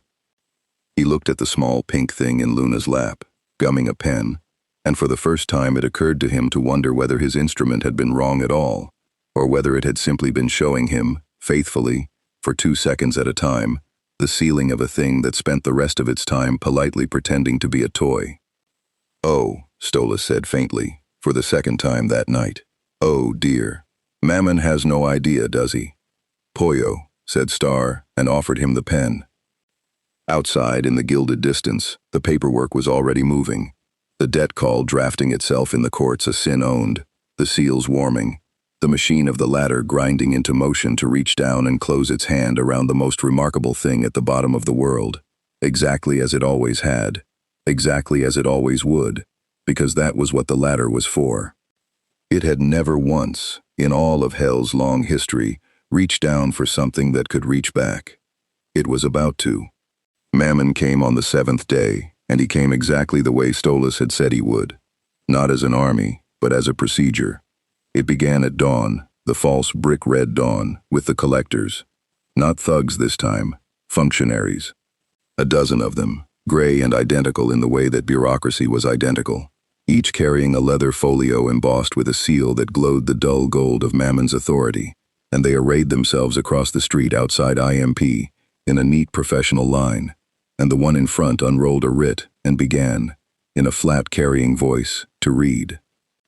It was a masterpiece of the ladder, the debt of immediate murder professionals, held in various instruments by the Crimson family, had been consolidated and purchased in full by the office of Mammon, Prince of Greed, and was hereby called, entire, immediately, payable on presentation. The sum was read aloud. It was impossible. It was designed to be impossible. And upon the debtor's inability to satisfy the debt, the writ continued, serene, airtight. The office of Mammon was entitled, per the codes of the ring, to satisfy the balance through seizure of assets, and had identified a single asset of sufficient value to clear the whole, said asset being the unclassified creature currently housed on the premises, and would the debtor please, in an orderly fashion, produce it. It was all legal. That was the horror and the genius. There was nothing to shoot. There was no lie to expose.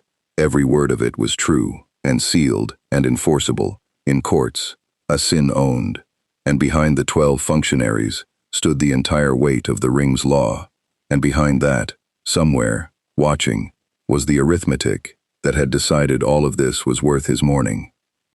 Litz stepped out onto the fire escape above them, and looked down at the neat gray line and the glowing seals, and he did not argue the law, because you couldn't. He'd been raised owing this ring. He knew you couldn't. "Tell your boss," Litz called down, that he can have the asset.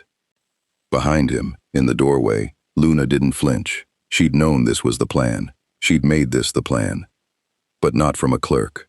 Blitz's voice carried, sharp and clear in the dawn. Something that valuable?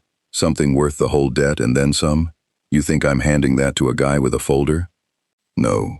Your boss wants it. Your boss comes and takes it. In person. That's my counteroffer. And it's the only one you're getting. Mammon comes here, himself, and puts his own hands on it. Or you can all stand in my street reading paper till the exterminations come. The lead functionary lowered his writ. Something flickered behind the gray. Not emotion. Functionaries didn't have that, but calculation. The relaying of an unexpected input up the chain. There was a pause, a long one. The line of clerks stood motionless in the red street, while somewhere above them, the arithmetic reconsidered. And then the arithmetic decided that yes, actually, it would come in person, because Mammon did not trust a clerk with the single most valuable asset in the rings, because greed wants to lay its own hands on the gold, because a sin who had been told no by an imp wished, on some level beneath even the arithmetic, to be present when the no was overruled. Stolas had read him right. They'd all read him right. Greed reached for its prize with its own hand every time, because the wanting was the whole of it, and you couldn't outsource the wanting. The air in the street changed. It got heavy. The dull gold of the seals brightened and then dimmed, outshone, as a light came down the street that had no business at street level in the low quarter. A gilded, gravity-bending radiance, the presence of an apex descending to a place apexes never went. The functionaries dropped to their knees in a rippling gray wave.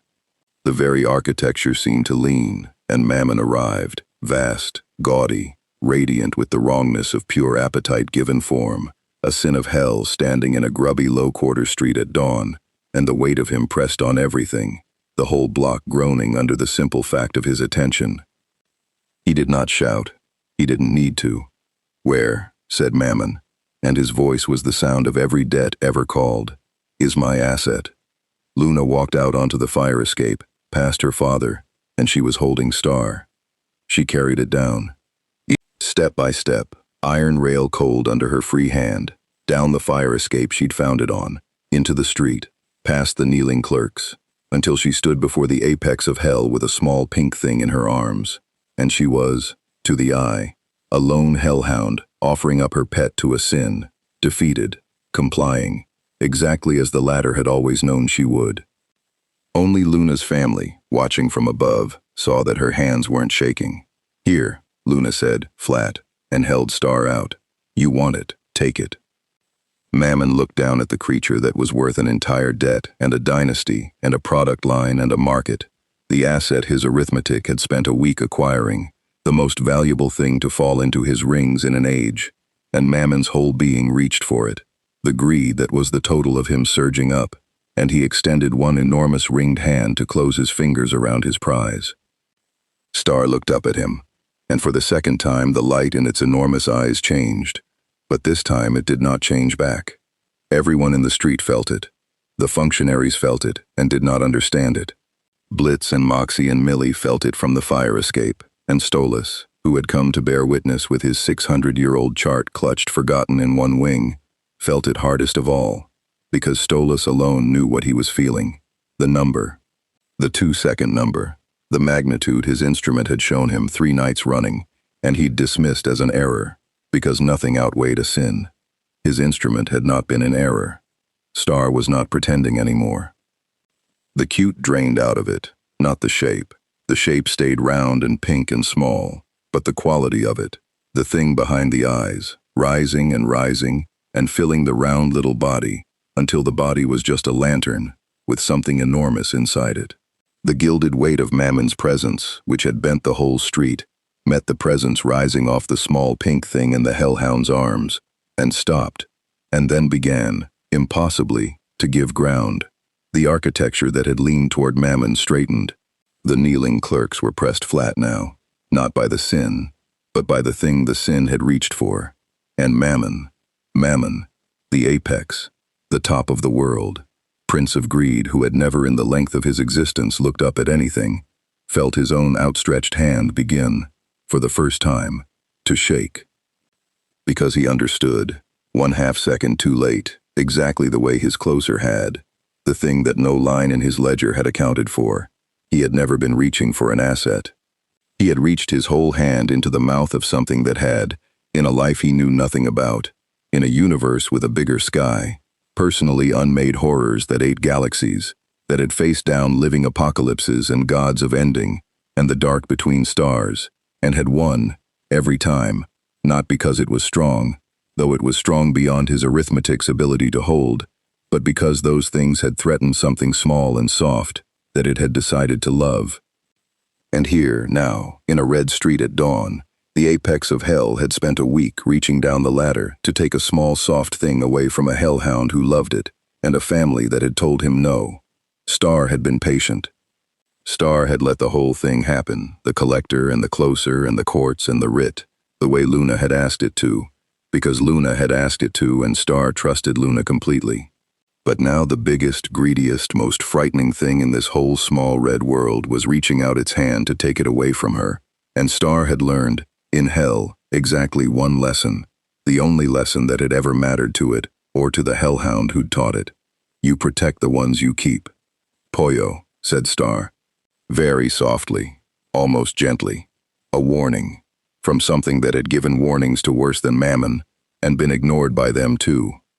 Mammon, to his infinite credit and against every instinct of his kind, tried to pull his hand back. He was not fast enough. Star inhaled. The street screamed inward.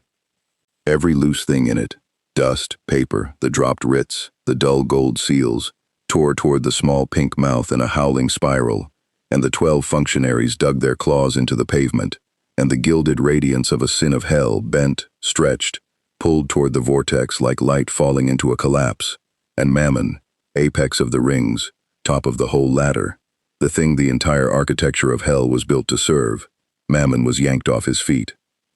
He did not go all the way in. Even Star, it seemed, had a sense of proportion, or perhaps Loona's whispered "don't kill him, just teach him" had landed, because at the last instant, with the Prince of Greed half swallowed and howling and every ring on his enormous hands rattling toward that endless pink mouth, Star simply stopped, closed its mouth, held him there, half consumed, dangling in the air by the sheer inhaling force, one hand and most of his dignity gone somewhere down the throat of a thing the size of a soccer ball, the rest of him flailing, shrieking, the apex of hell reduced in the space of 4 seconds to a screaming ornament stuck in the jaws of something a child would hug. And then Star, with what could only be described as editorial judgment, spat him back out. Mammon hit the pavement and rolled, gilded and shrieking, and this was the part the whole low quarter would tell for 100 years, missing his rings, everyone, inhaled and gone, the Prince of Greed's own treasures swallowed as casually as a sandwich. He scrambled backward, up, away, one hand clutching the wrist of the hand that had reached, staring at the small pink thing in the hellhound's arms with an expression no one had ever seen on a sin's face and had no word for, because hell did not have a word for a sin who has just met something it cannot buy, cannot take, cannot outrank, and cannot survive. The word, if hell had had it, would have been fear. That's, Mammon's voice cracked, the sound of every debt uncalling itself at once. That's not. What is that? What is? Star burped. A small, satisfied pink burp. And a single gold ring shot out of its mouth and pinged off the pavement and rolled to a stop at Mammon's feet. Loona looked down at the Prince of Greed sprawled ringless in the red street of the low quarter, and she smiled her hellhound smile, all the way back to the teeth. His name's Star, she said, and he's not for sale, or seizure, or the courts, or any of your ladder. She hitched the small pink thing higher in her arms, and it snuggled in, cute again. Apocalypse folded back down into a toy, beaming at the sin it had just spat out. Now take your paper and your clerks and your, you know what, keep the rings, we don't want 'em. He does that. He'll do it again if you make me tell him to. Go home. Tell the other 6. Nobody down here is worth what it costs to reach for us anymore. And Mammon, apex of hell, top of the ladder, Prince of Greed who had never once looked up at anything, got to his feet and gathered his flattened dignity and his kneeling clerks and did the arithmetic one final time. New numbers now. The cost of this asset had just been revised, in the space of 4 seconds, from worth a dynasty to worth being eaten alive in a low-quarter street by a thing that had made him, feel small. The arithmetic reached its conclusion. The arithmetic said, walk away. Mammon walked away. The gilded radiance withdrew back up the ring. The crushing weight lifted off the block, and the 12 functionaries scrambled up and gathered their scattered dull gold seals and fled after their prince. And the red street of the low quarter was quiet again, and empty, except for one gold ring glinting on the pavement, and a family on a fire escape staring down in stunned, ringing, disbelieving silence at what had just happened. Blitz found his voice first. "Did my daughter's cat just mug a sin?" he said faintly, to no one. Star looked up at the fire escape and threw both stubby arms into the air and poyoed at its family with the pure, uncomplicated joy of a thing that had protected the ones it kept and had never once in its small, enormous life understood what all the fuss was about. The story got out, the way stories do in hell, through the low channels, the debt world gossip, the whisper network, but this time running upward instead of down, from the imp quarter toward the gilded rings, gathering exaggeration as it climbed, until half of hell believed I.M.P. kept a pink god in a shoebox, and the other half was afraid it was an understatement. Nobody sent a closer after that. That was the thing that changed, and it was a small thing, and it was everything. Crimson wrote off the collector they'd lost and, quietly, wrote off the debt too, on the sensible grounds that the collateral had eaten a sin's rings and they'd prefer to keep their own. The other debt holders discovered urgent reasons to be lenient. Word had traveled that the moody hellhound at the reception desk of that scrappy murder shack had something in her arms that had made Mammon walk away ringless, and in a hell that ran on the reaching hand of the strong for the throat of the weak, the low quarter learned that one small building on one red street had, impossibly, become a place the hand did not reach. They were, for the first time any of them could remember, safe, not powerful, not rich. The dynasty money had walked away in Valmont's briefcase, and none of them regretted it. Just safe. In a place that didn't make safe, because they were standing next to something the whole ladder had decided it was cheaper to leave alone. Stolas came by more, after that. He told himself it was to study Star, and he did study Star, filled notebooks with readings that never held still, developed and abandoned a dozen theories about what it was, and where its sky had been, and eventually made his peace with not knowing, which for a 600-year scholar was its own small revolution. But everyone in the office knew the studying was cover. He came because it was warm there. He came because of Blitz, the two of them orbiting each other across the grubby office, with all the unspeakable things between them still unspoken, but lighter now, the way a thing gets lighter once you've stood beside someone in a war and neither of you ran.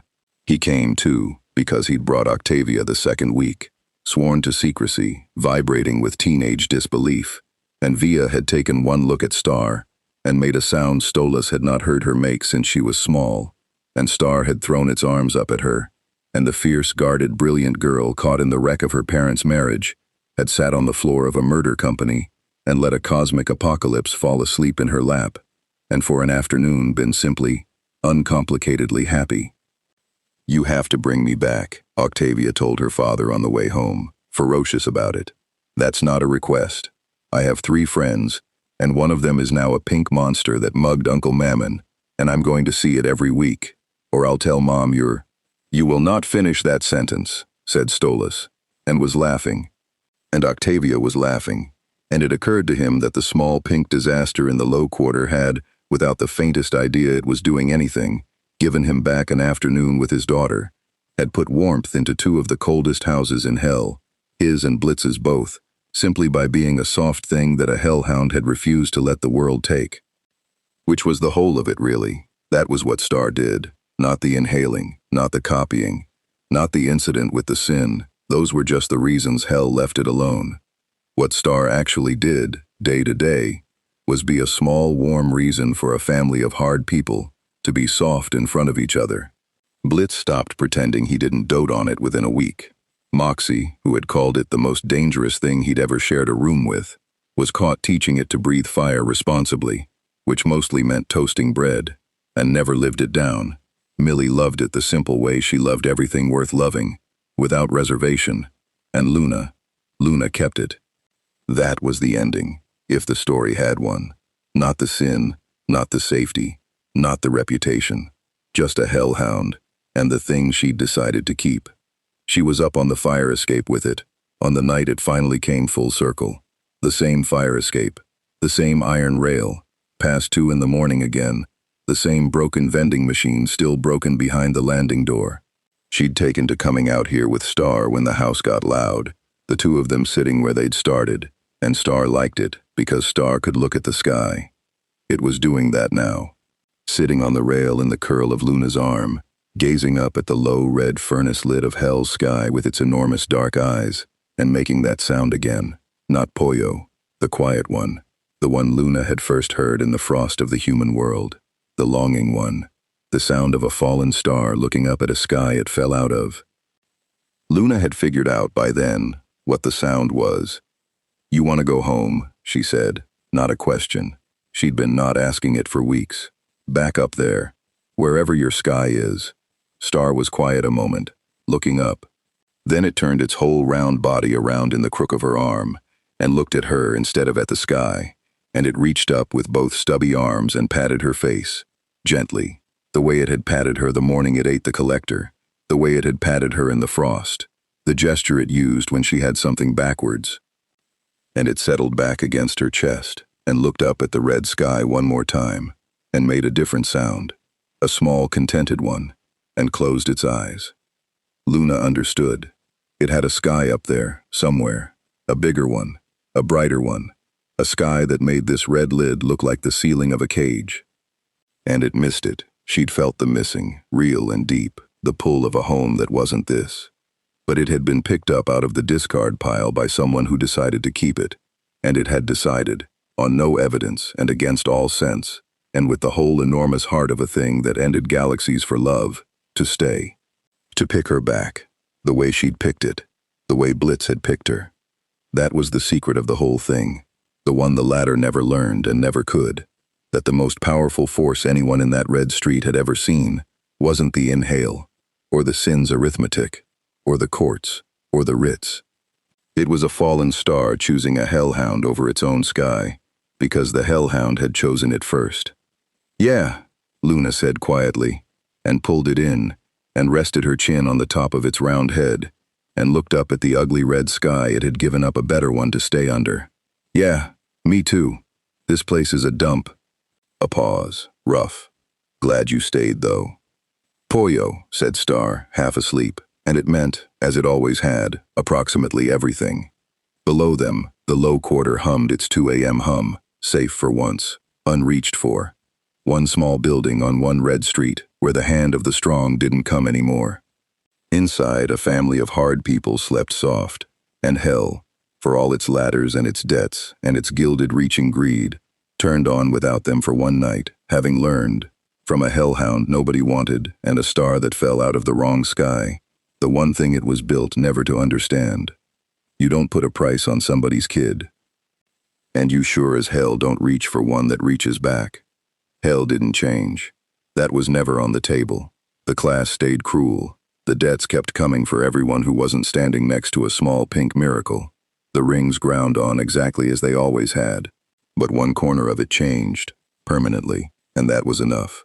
A stray hellhound who'd been told her whole life she wasn't worth the trouble, had found something the whole world agreed was too dangerous to keep, and kept it anyway, and in doing so had turned a scraping-by murder shack into the one address in hell that even a sin walked away from. Blitz got his family safe at last. Stolas got his afternoons, and something warmer than afternoons he still hadn't found the courage to name. Octavia got a monster to love. Moxie got a heart attack every time Star reached for the fire, and Millie got to watch all of them, quietly, be better than the place they lived. And Loona got what she'd never once asked for, and never once let herself want. A small, soft thing that trusted her completely, in a world that ate soft things, that she was strong enough, that they were all strong enough, together, to keep. Whether Star's sky ever came looking for it, whether a warp of light would streak down out of the red one night to carry a fallen star home, whether the thing that ended galaxies would someday have to choose again, that was a story for another night. For this one, a hellhound sat on a fire escape with her impossible kid asleep in her arms. Under an ugly sky, it had crossed the universe and stayed to share. And that was the whole and entire happy ending of two creatures nobody wanted, who wanted each other.